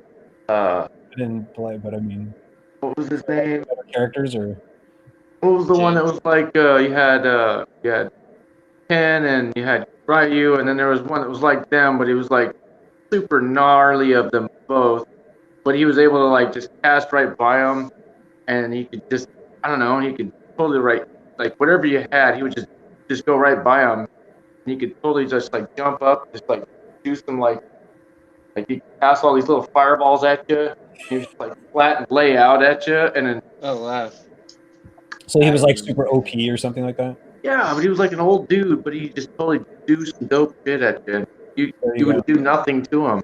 Yeah, but you know what I'm trying to say is like, how many times can they release the same game where you're like, okay, I got it, it's Street Akuma. There you go.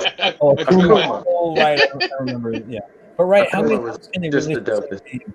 And that's something that I remember was also something I didn't, I wasn't super impressed with the Saber. Not trying to be weird about it, but like, Saber boards, like after a while, I was like, okay, how many other features are going to go? Oh, now we have 9 swings instead of 8. Now there's 12. And now I'm like, oh my God, like what difference does that make at this point? I mean, that's cool to have a little bit more. That's one of the things. Yeah, I agree. Cause like, how many swings do you really need in a Saber? I mean, 16 is great. I think it's fine. it's fine to have more, but you see what I mean? Is do we need a whole new board for that, or would that be a firmware revision or software revision or something? And it's different for everybody. But I think you guys know. You take my point. Like, how many times have you gotten a new piece of software, and maybe it was $50, and then you realize that it's just like a new coat of paint, and that's pretty much it. And you're like, yeah. You feel like you're like, come on, man. I feel like Adobe does that. Like they make you get the subscription, Right. and then like I'm fine with like Photoshop 2. Just stop, Exactly. I'm like, no. Like, here's my answer when people are like, "Oh, Matthew, you should get the software. It's a subscription." I'm like, no. That's it. Like, no. I'm not paying monthly for your software, which I won't use monthly anyway. Like, no. Like, I can't even afford that too. Like, even if I was rich, I wouldn't sink my money into that. Like, why would you do that? Unless it was something where you're like, oh man, I literally use this software 8 hours a day, 7 days a week, all the time. It's required, but I don't know. I'm just kind of guessing here, but doesn't it seem like they had all of that stacked up and then just waited to give you a piece of that, piece of that, piece of that, piece of that thereafter? Yeah.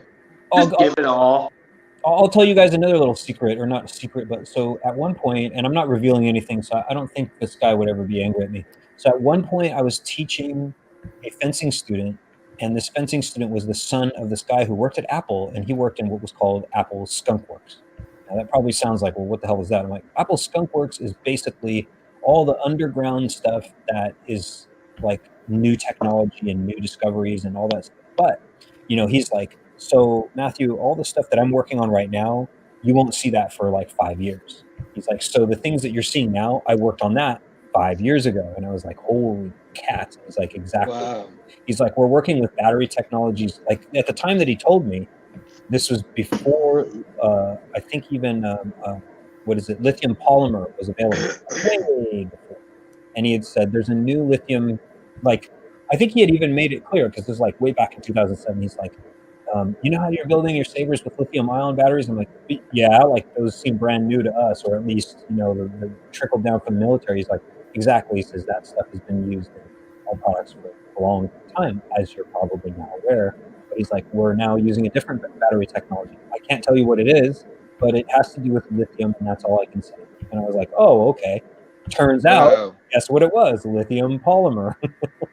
Wow. See, and 13 years later or whatever, and so on. Like that's old news, man. Well, even I don't know what that astrophysicist, Dr.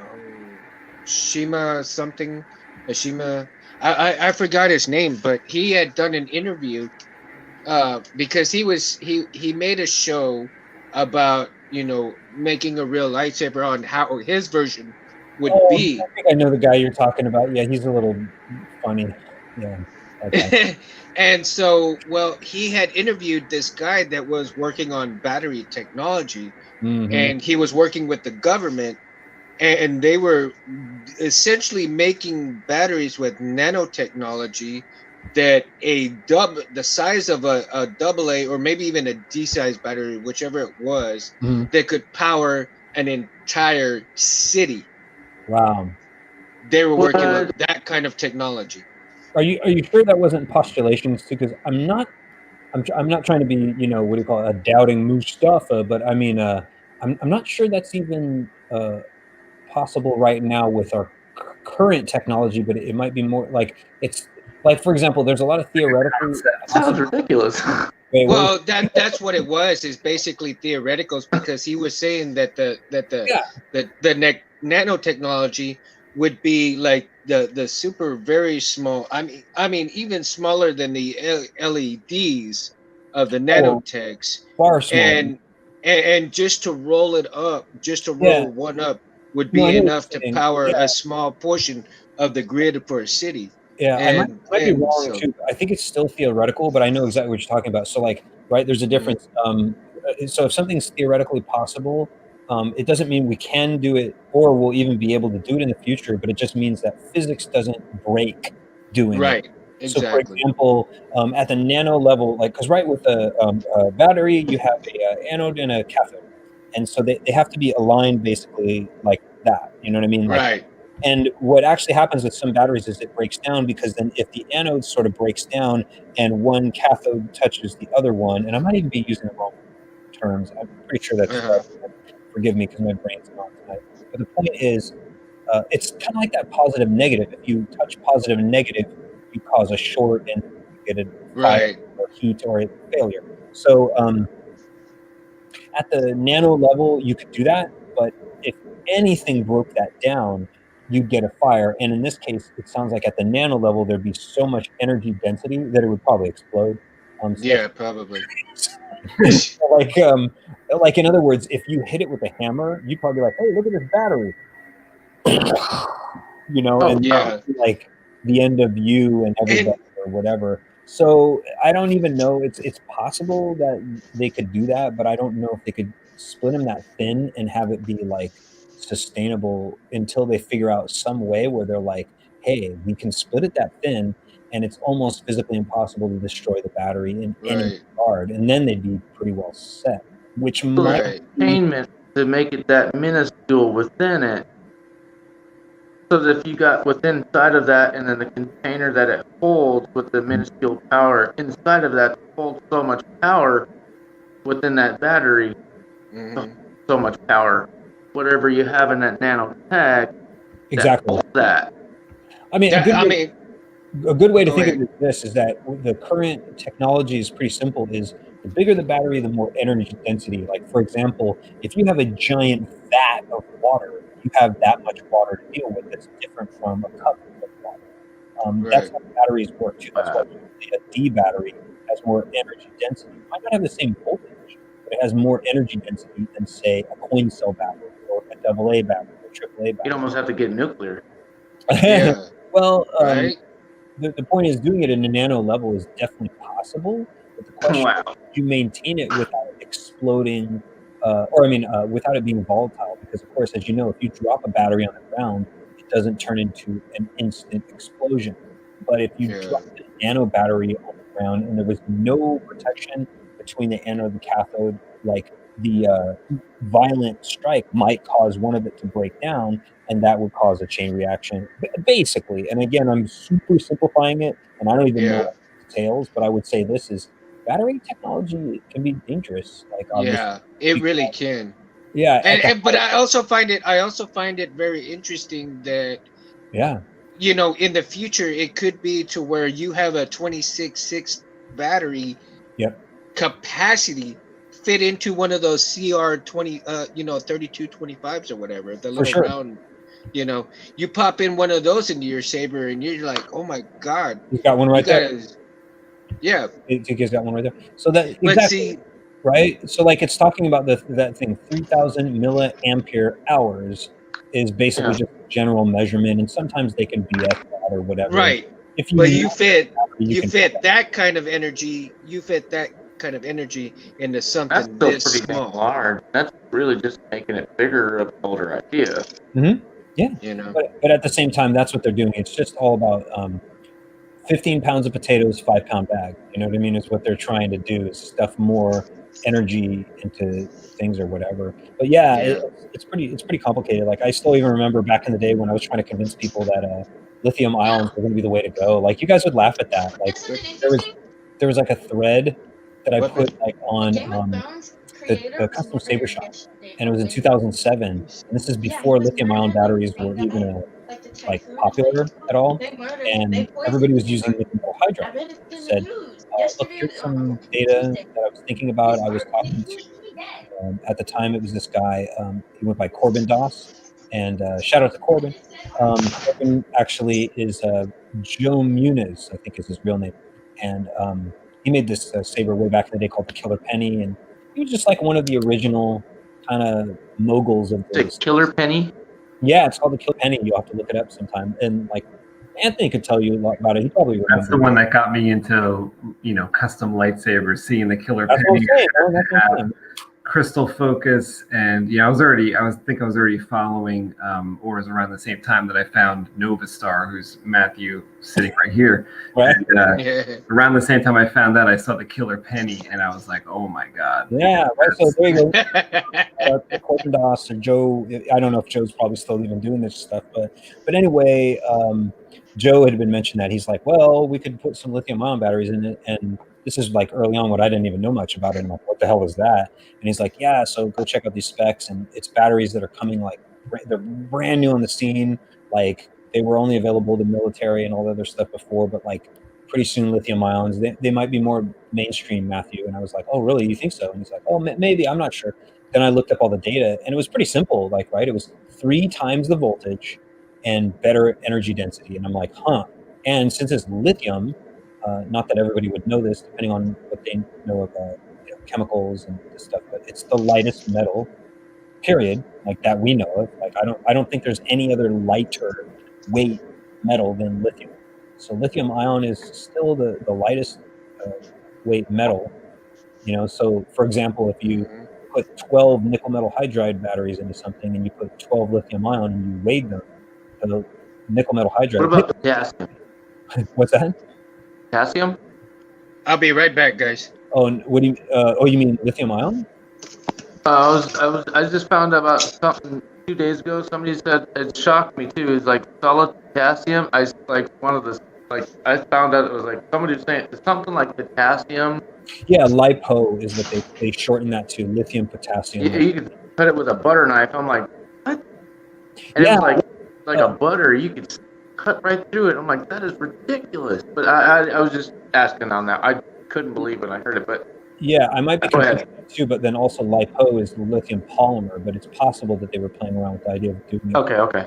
potassium. It's possible. Go ahead. Yeah, no, it's fine. But you're right. Lithium polymer is exactly what it sounds like when they say polymer, which is it's a gel. You know what I mean? So it's Okay. yeah, and it's malleable. You know what I mean? So you're absolutely right. It is sort of like a sludge or a butter or whatever. I'm trying to think if there's a better term, right? It's not as squishy as butter, but it's enough where the battery is malleable, and they put lithium polymer to kind of fit surfaces, or not surfaces, but I'm trying to think of the right way. Frames, like if you need a battery that like goes into even some cell phones, they use lithium polymer cells instead of lithium ion because it's more efficient for the usage of space. It's too flat, or it's too thin, or just whatever. Actually, a good example is I had these. This is totally random. I had these sunglasses that I use as a prop, and I put LEDs right at my eyes so that when I hit a switch, my eyes would glow blue. And Oh, nice. this character named J.C. Denton from the game Deus Ex. But anyways, people wondered, how the hell did you do that with your sunglasses? And well, there's a lithium polymer battery that's like right in here that runs through, and the little packet was no bigger than okay, this is just a little, we call it Clear Eyes, eye drops. It wasn't even as big as this, you know what I mean, in terms of the size of the thing on the sunglasses frame. And then I attached a little slide switch, and that's how I turned it on and off. And Okay, I'm back. people were wondering, where's the battery pack? I'm like, it's in the sunglasses. They're like, where? I'm like, it's in the sunglasses. Like, you can't see it because it's so small. It was maybe the size of my thumbnail, and about as thick as maybe my not even as thick as my pinky finger, and not much power. DIY. Click. Yeah, well, yeah, it was kind of necessary because I was like, well, I want my glasses to glow, but I don't want to have a battery pack that I have to, run down. And it's liftoff. Yeah. You're about to achieve stratosphere. It's going into the moon or something. Yeah. And he's like, your computer's like, I must return to my people. We're not waiting for the president. We're going to Mars ourselves. I know, right? Oh my God. Isn't that funny too to think about, like all the craziness, like back in the 60s or 70s and 80s, not many people were really thinking about the universe. They didn't really know anything. But now there's like so many videos that you can go and watch that kind of give you some scope of like how tiny Earth is. And if that's not even the case for you, you're like, how tiny our universe is. I'm sorry, our solar system. I shouldn't say our universe, because universe is as big as it gets. But the point being is, right, like, can you imagine the size of our solar system is ridiculous? But then we're only one galaxy in like maybe billions. You're like, what? A grain of sand. It's not even that, too. Like, that's not even that. Half of that. Isn't that weird? It'd be like a grain of sand on a grain of sand, in the sense that if that grain of sand was a fart in the wind. Yeah, not even that. Too big. Yeah, too big. Yeah. And isn't that also weird, right, Anthony? Isn't that strange too? The Earth is the only planet that harbors life of all the places that we've detected. You're like, I agree. I mean, where's everybody else? Or so we know. I think they're coming. Why? Why would they want to come here? They want to wait till we catch up a little bit on things. Yeah, because you remember in Star Trek, they had to wait until we developed the warp drive, and then the Vulcans came down. So maybe they're waiting for something. But you know what also happened in Star Trek is in the alternate timeline, the Klingons found us first, and they dominated us. So it just all depends. Like, do we have like a benevolent, like, creatures that find us, or do we have ones that will enslave? So maybe we're lucky that they haven't detected us. Hashtag fair. Like, I'll offer him a drink first and see what happens. What? Okay. I'll offer him a drink. Come on, Matt. My bar, remember? Here, we pour whiskey.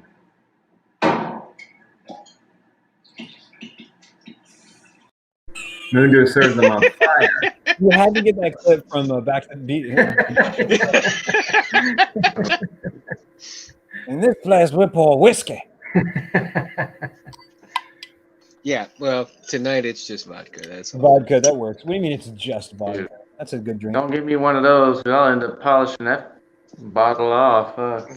This is how far I've gotten so far. I don't know why it is, man. There's... We're going to celebrate the new year. Well, the protein shake. I've got. Well, my daughter's birthday is in about another hour and a half. At 12 Hey, happy birthday! Thank you.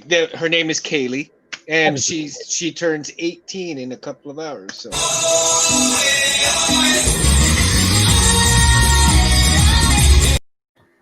Happy birthday! Yeah. By the way. Yeah. Happy birthday. New Year. Yeah, that's cool. Happy New Year. Oh, yeah, she's got 2 of them. She probably gets a little... Actually, that's another day, but yes. She probably gets a little gypped at Christmas time. Who knows? Maybe by a couple cousins. Might say, this is for the birthday and Christmas. Oh no, actually, we try to separate it. Too. We separate it so that way she could have her birthday and Christmas. Oh, good. There you go. Mm-hmm. Yeah, don't you hate that? Like if you got gypped with that stuff, but so that you're smart, Muda. You did it the right way, right? So your daughter, she won't be able to have again that to complain about one day. You'll be like, you want to know why I'm the best father? It's because I gave you both Christmas and your birthday. So shut up. Stop complaining. You have a roof over your head. You have food. You have money. Shut up. Do your homework. Exactly. She's got. Oh, but she's not a rebellious teenager. It's on the 4th. She's a teenager. Yeah, exactly. Yeah. Hey, remember the 4th of July? Blow something up for me. Oh, I don't think I'll have a problem with that. All right then. Yeah, I understand rebellious. I mean, heck, my ex was rebellious. Hey. It's popping. Shame on me, right? You know what's messed up is they're actually Why? banned bottle rockets. Yeah, they're pretty dangerous. That's true. Well, if you're like me and my stupid cousins, both of us being stupid, we shot bottle rockets at each other. Oh man, That We was took the PVC pipes and made rocket launchers out of them. Did you ever get hit though? Nah, Nah, I we got couldn't lucky. get it to go straight at us.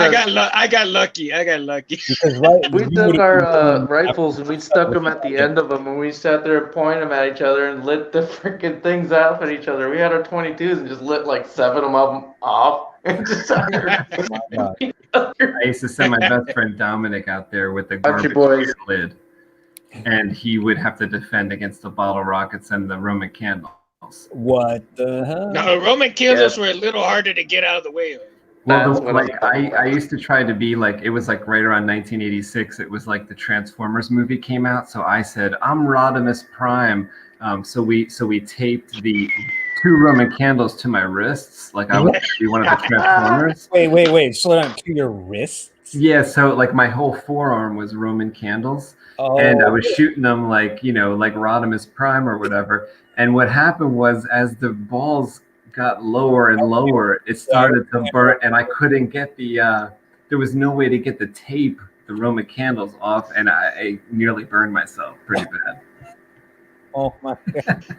I had a friend from college, this guy, Jason. It's funny, I got him somewhat involved in theater, ironically. He was a roommate of mine at college, but I remember at one point I was asking him, this is years later, and he worked, I was like, what are you up to? And he's like, oh yeah, I'm working at this fireworks, warehouse place thing or whatever. And I was like, you're working with explosives? That's dangerous. I promise I'll never visit, and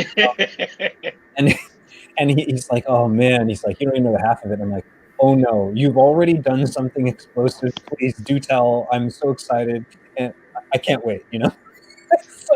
So he says, I just decided, I don't know what the hell I was thinking. I got these fireworks, and then I opened them and I poured out all the stuff, and I made this one big firework. And I'm like, oh dear. Oh, shit. And then he's all, but then the worst part, Intriguing. I was just sitting there and I was working at it on the bench, and I just had my face over it, and I'm like, and just let me guess, you had no protective glasses or anything, or no ear, and he's like, absolutely not. And I'm like, of course. Of course, he just says he's working on it. It just goes and just blows up in his face. And Oh my God.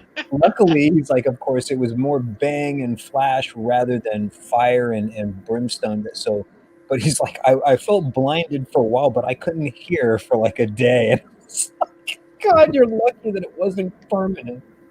But I was like, why would you do that? Like, why would you take apart fireworks, pour them all out to make one big? You're like, and I remember it hadn't come out yet, but then later when I saw a Fellowship, and I had I don't remember if that was actually in the book, but in the movie, of course, right? I was like, he's just like Merry and Pippin, the idiots, the Gandalf's fireworks or whatever it was. Funny. Freaking Was that a whole bunch of magic? Just because his name was Jason Hill, so we used to call him De La Hill because he was like, because he liked De La Cruz. So we're like, you're De La Hill from now on. You're of the hill, De La Hill. It's funny. Oh, what's it called, man? Yeah, there's this. that reminds me of seeing what somebody took a whole bunch of Oh, the Dybbuk. Ooh, wow. Oh, look at that. Apparently, the Dybbuk is going to join his followers in space. That looks like one Powered by pit bull. jet engines. Dude, he look.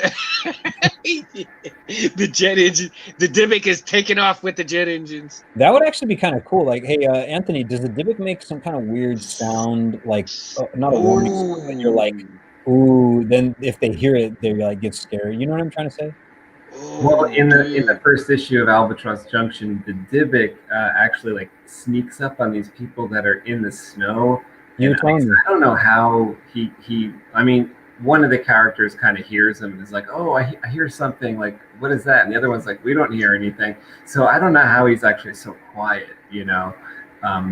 I always thought like maybe his like skin is kind of oily and he sinks in maybe to the snow, or he's the cold doesn't affect him at all. Maybe he slides around or is able to move somehow like without too much sound, I guess, because he kind of sneaks up on people. Like in actually every other issue we open up the issue with the Dybbuk like destroying like some group of people. I remember That shoulder's like my neck feels. God. you remember Anthony, you were sharing some of the story with me, and I thought that was cool. Remember, I gave some input. I was like, oh, you might have a guy come out there, and that's totally cool. And also, I feel like those things are passable. Like, how some people will say, how did this thing sneak up without being heard? And I'm like, because movie, because reasons. Yeah. Like, it's important that like some things are fantasy, and that's just the way it is. Because right, it would be relatively unbelievable for a Hulk-like creature of great weight and magnitude to do a lot of, like, you'd hear footsteps, it would sound like a dinosaur, but maybe Because it's not. a Maybe this creature has an ability of stealth that nobody else understands. You know what I mean? Yeah, like there's an intelligence to this creature, kind of like Kevin describes it. It's like there's Bruce Banner and there's the Hulk, but with the Dybbuk, it's kind of like all rolled into one. They're like what we call them in the script that we write back and forth to each other, is that they're dynasty protectors. So they were protectors of a certain like line of a family back on their home planet. Mm-hmm. So that's their job, is to kind of be like a warrior, plus also foresee like the needs of the family, what they were going to need to do to protect the family. So they had some intelligence to them, although they appear to be like this beast. Right. No, and that's cool. And I mean, like I said, all I'm getting at too is that, like, so what if someone says, oh, well, how could this thing be stealthy? And well, because it is, you know what I mean? Sort of like, when people saw the movie Predator, no one questioned that. How is the Predator 100% quiet at all times and A has a solution for absolutely everything? You're like, because it does. That's it. Like, that's just the way it is. Like, why is it that, and then at the end it can be defeated, it's like, well, because the movie has to end at one point, so there's a lot of things that I'd say are not always super plausible that go into a movie or a creation of art, but they're plausible given the world and the circumstances of that world, fantasy inside. Sort of like, again, with Star Wars, how can there be such explosions in space? You're like, because it's cool. Things don't just, a lot of physics is broken in Star Wars. Duh, because reason. I like that a lot too. But which show I've been talking about it a lot with Mundo and Kevin is the Expanse. Is very. It's on Amazon Prime. It's like very realistic in regards to space. I like how they treat the sounds in space. It's like, I think they're trying to do some kind of balance between what's legitimate and what we want to hear in a TV show. Because you remember, like in 2001, the stuff in space was like silent, like it really would be, I guess, right? But in the Expanse, when there's a spaceship that flies by, the sound, like let's say there was people talking in the previous scene, the sounds would be all muted, and Right. the rockets would fire. Like, I guess they're like retro rockets to like slow the spaceship down as they're approaching their planet or their destination. And it's very mute. Like, you could almost hear the rockets, like you could hear them a bit. But I think they're just doing that so it's not totally silent, but it is like muted as far as the rest of the volume of the show itself.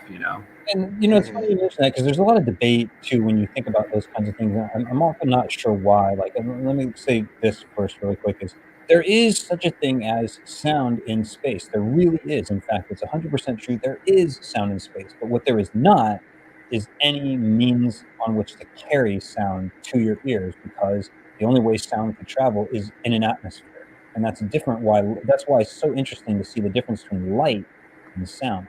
Right? Like, sound is just a wave, and if there's nothing for it to travel on, it's like having a boat in an ocean that's dried up. It will just sit there and it won't go anywhere. You could have it, but it ain't going anywhere. And that's exactly why. Oh, look at Pumpkin Man! You have been visited by. I mean, yeah, just like it would across water, a wave, but it would thin out.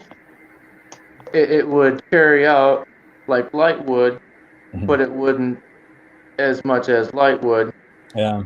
It would thin out, but it would carry out as it would until it hit something.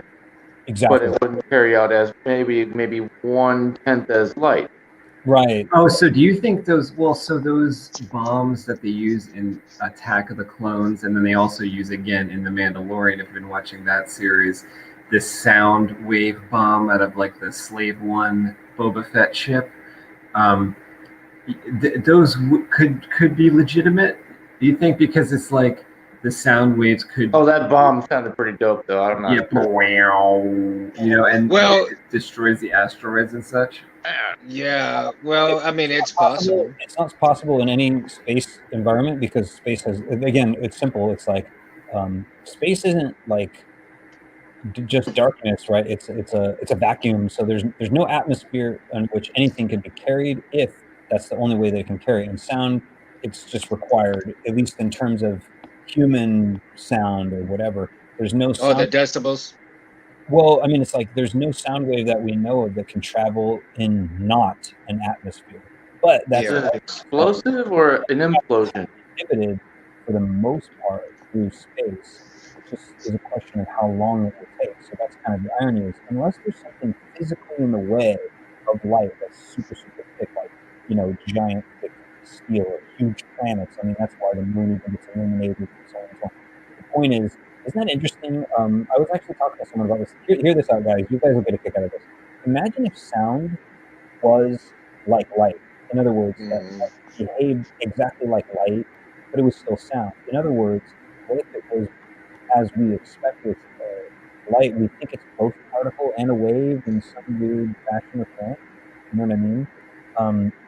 So that would mean that sound would permeate all through space.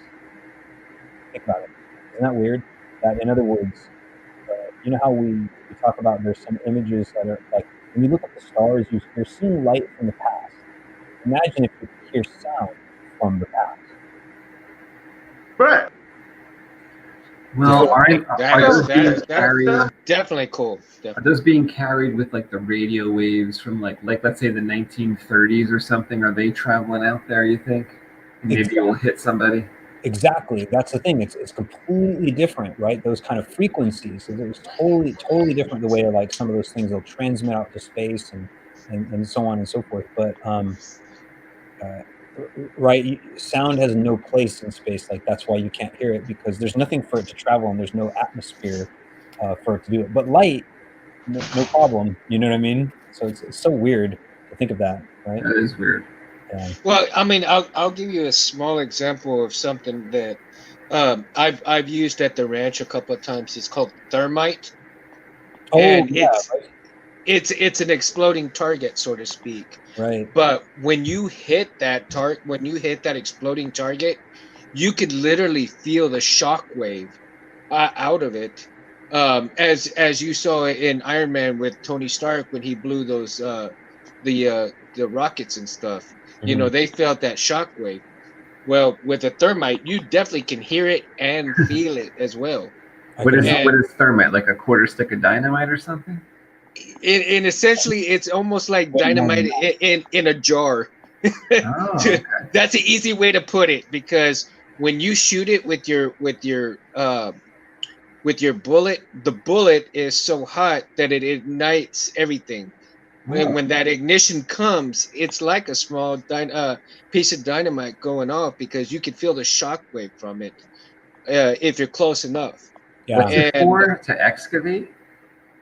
Some people have done that, and then some people have used the thermite also to kind of eradicate rodents and so forth because of the explosive properties it has.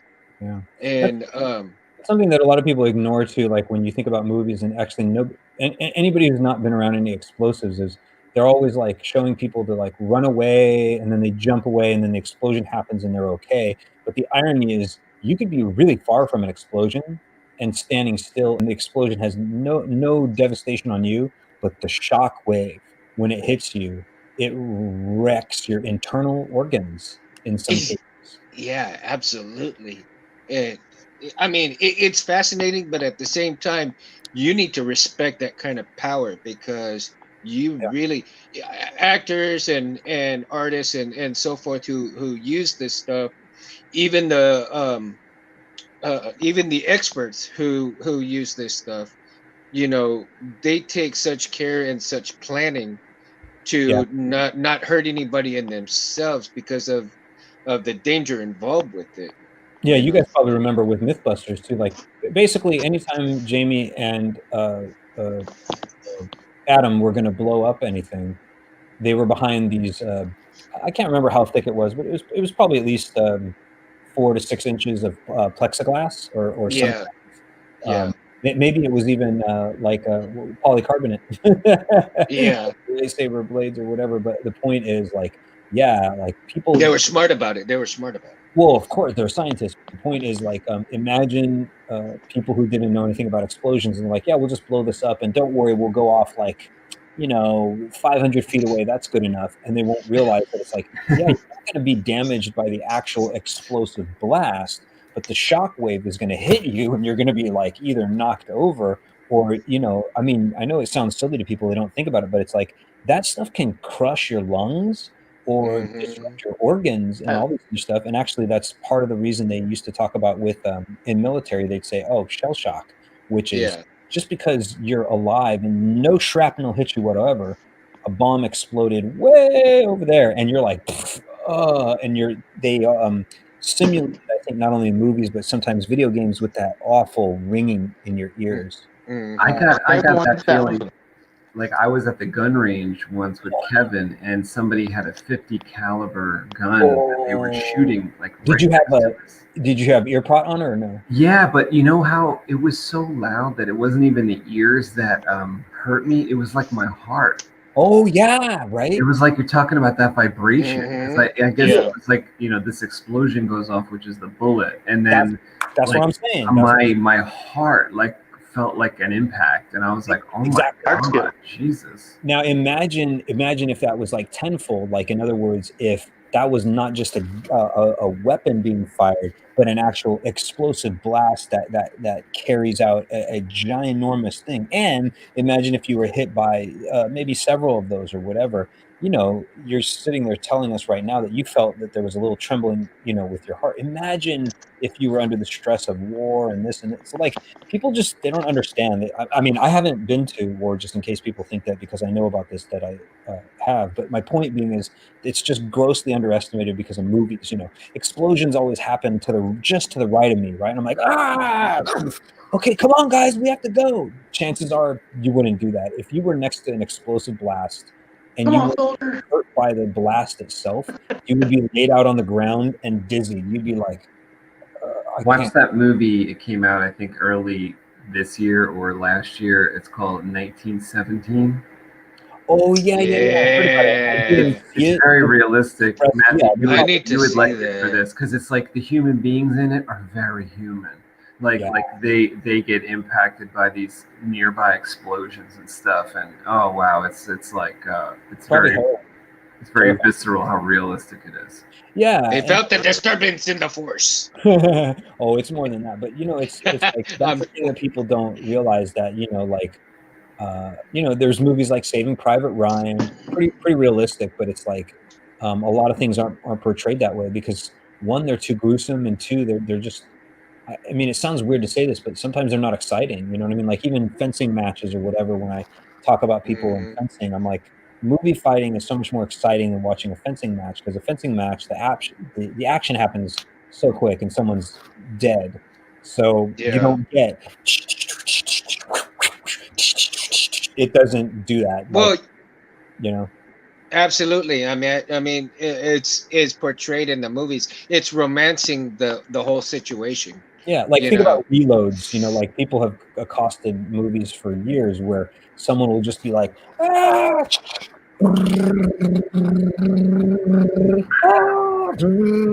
they're like, hey, I want to say he fired about, I want to say 120 rounds, and I don't know of a single clip on any weapon that could be held by one person could do that.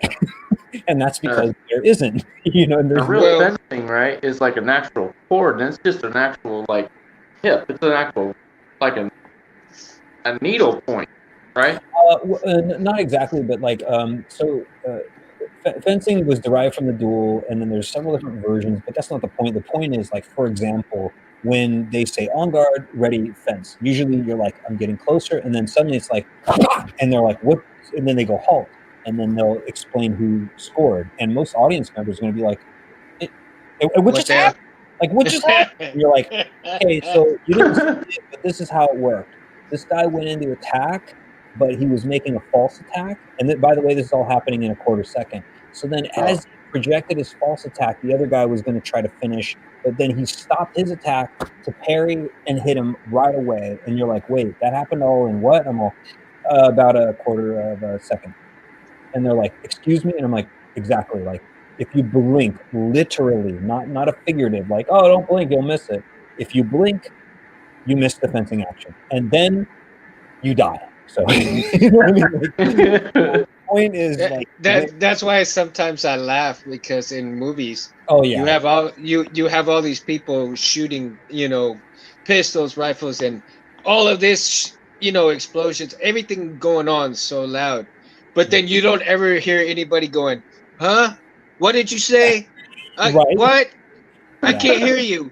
Exactly. I got that ringing in my. No, I mean, like, if anybody has really shot any firearms, you would know. Yeah, it'd be a little hard to hear after about 12 or 15 rounds. Well, not to mention, if you're not a trained professional, you'd be disoriented really quickly, and you would not be able to communicate. Because here's another good example, really quick, and I don't mean to go on too many tangents, but there's just so many things about martial arts and stuff.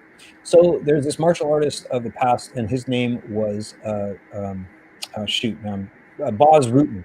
Okay, not to be confused with Boz Lerman. Boz Rutan was like a world professional. I want to say it's a Sabat champion, but he was what is it called, Pancrus or something like that. But anyways, you could look him up. He's this bald guy. He's amazing dude. He would be on the Joe Rogan show often, and there was this one thing, like, you could look him up. Boz Rutan. It's like BASRUTTEN, and then Joe Rogan, and he's talking about, he's like, I always love those guys who will, they'll say, oh, I'm great at, in the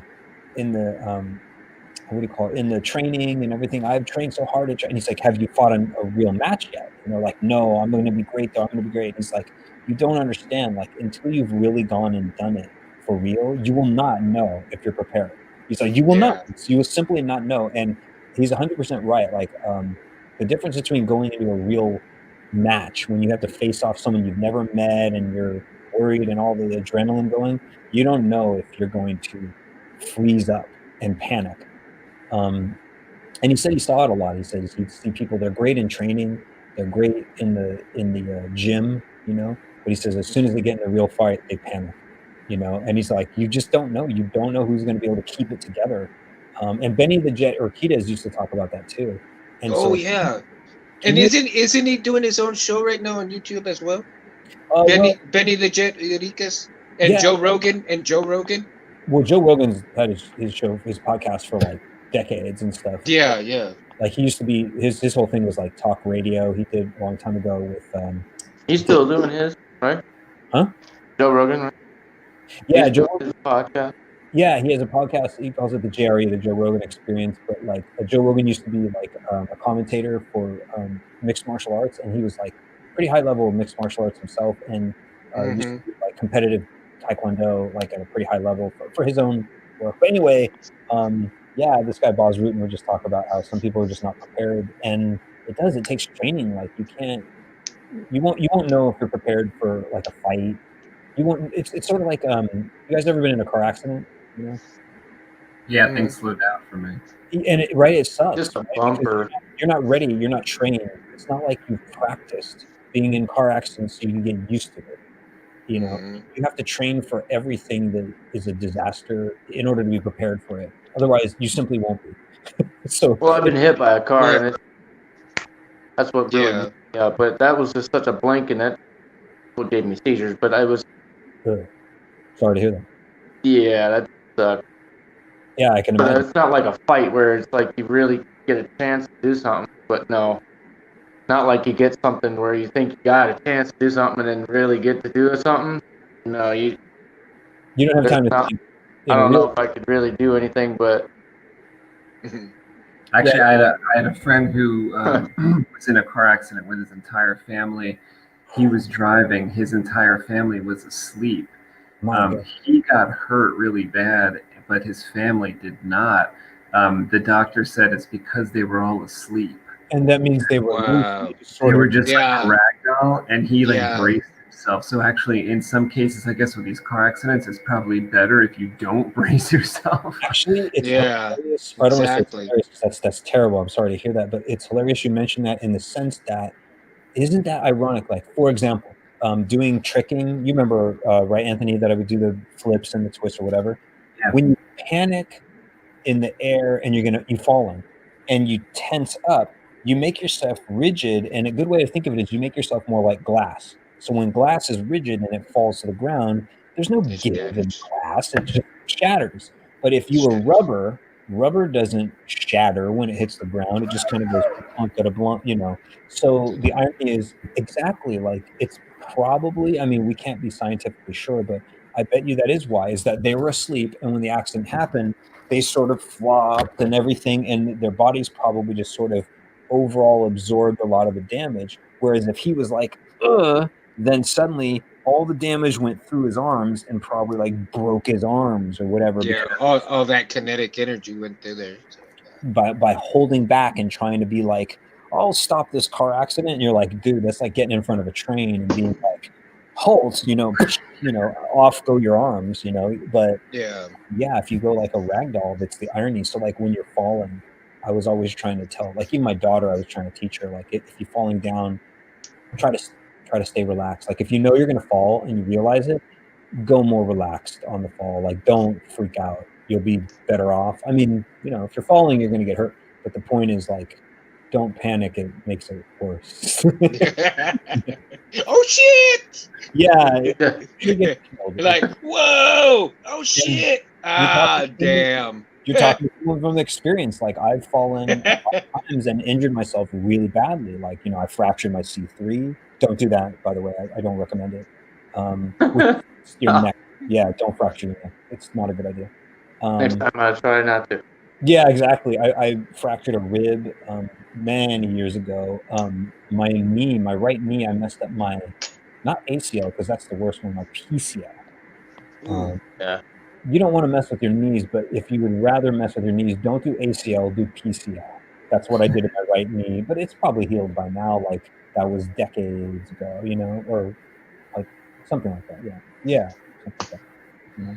All right, guys. Well, I'm going to close out the stream now, but I want to wish everybody here a Happy New Year. Yeah. Happy New Year, guys. Absolutely. On Monday, we're going to do a Mundo Monday where we go over the book, Why the Last Man. It's a really good comic book. I'm more than halfway through now, and I'll be done by Monday. Mundo's already read it. He loves it. Stephen King loves it. It's written right on the cover. He says it's like the best graphic novel ever. You should maybe check it out if you want to keep up with our review on Monday.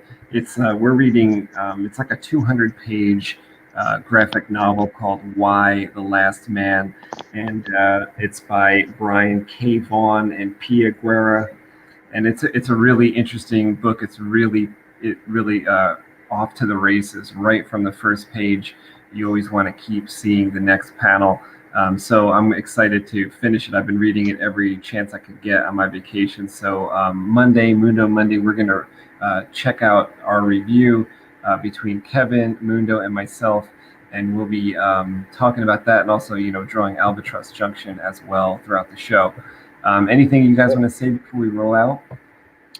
No, just you know, wonderful job on this, and I'm hoping to find even on my own, you know, more ways to help promote it, and maybe we can do more of that. Like we gotta have you on that the diamond discussions thing. That would be cool. Maybe we'll. I'm so excited to do that. That's going to be a lot of fun. Yeah, we just schedule it. That way we can talk about stuff. You could promote it in other places, and it'll be good to have Mundo there. You know, it's cool to keep doing it. But yeah, like I'm looking forward to the days where you guys are able to kind of like maybe crowdfund more and get a little bit more help out of the situation. But yeah, if you ever need readers or oh yeah, that's the last one, Anthony, right? If you ever want to start reading even like your first scene with characters and you want to get some recordings of character voices just for fun, right? You know how like we could hook it up, you know. We got you know, you, me, Adam, you know, like I got a great guy that would, I think would be great. Me and Kevin think he would be great. He's the guy who I just told you was in a car accident with his family. He's Oh, got wow. a deep voice, raspy voice. His name's Joe, and we'll get him on here because he's been excited for years to do. Like we've been kind of keeping him in the background. We've told him about this, 10 years ago, and he's like, I'll do any voice you want. And we think, he's never done anything, but just his voice in natural setting is so great. We're like, we got to record this for something. Yeah. Like he's got to be a character or something. And even at the very least, and again, this is just a hint from someone who is an actor, is make sure that he at least this, you kind of, just say you don't have to go spend your money and do a bunch of stuff on acting classes or VO, but like you just have him look into it a little bit, because then he could start to get that feel of be like, well, so it's not just sounding cool with the voice, it's being able to emote emotions and the things that are like, what is the subject? What are we trying to get across with a scene and these characters that we want? Because if it was just about a cool voice, then a lot of people could do it. But as you guys know, what makes you moved in drama and film and theater and whatever, even comic books, is the raw connection that you can make to different characters. You know what I mean? So Right. like you want Absolutely. the vocals to sound just as real as they feel in your favorite movies, where the emotions seem real and they don't seem contrived. You know what I mean? Absolutely. Definitely. Mhm. Totally beast picture, and thanks Diamond and Mundo and Space for having me here. Oh, thanks. Thank you, TK. TK. Oh, by the way, Thanks, everybody that was in the here. chat. Our pal Primal Gamer, if you're still here, Happy New Yeah. Year. Happy New Year to everybody. And we'll Happy New see Year. you in 2021 for the Yeah. first Mundo Monday of the new year. And don't forget to like and subscribe, guys. And thank you for those who are watching. Make sure that you come on albatrossjunction.com. Also, Comic Book Creation Live. Happy New Year to everybody links. watching, everybody here. And, may God be with all you guys. Heck yeah. And you as Yeah. well. Click those links, guys. Get some shout outs out there for Albatross Junction on the social. You know what I'm saying? On the Facebooks, on the internet, and all that stuff. Thank you. Heck And yeah. there's a And couple Diamond links. Dragons as well. Diamond Dragons as well. Yeah, You'll we'll love get- Matt's content. You'll love Matt's content. We'll get there. Spread the love, not the Rona. Thanks, guys. Have a great night. Thanks, guys. See You y'all. too. Nice to meet you, TK. Peace, guys.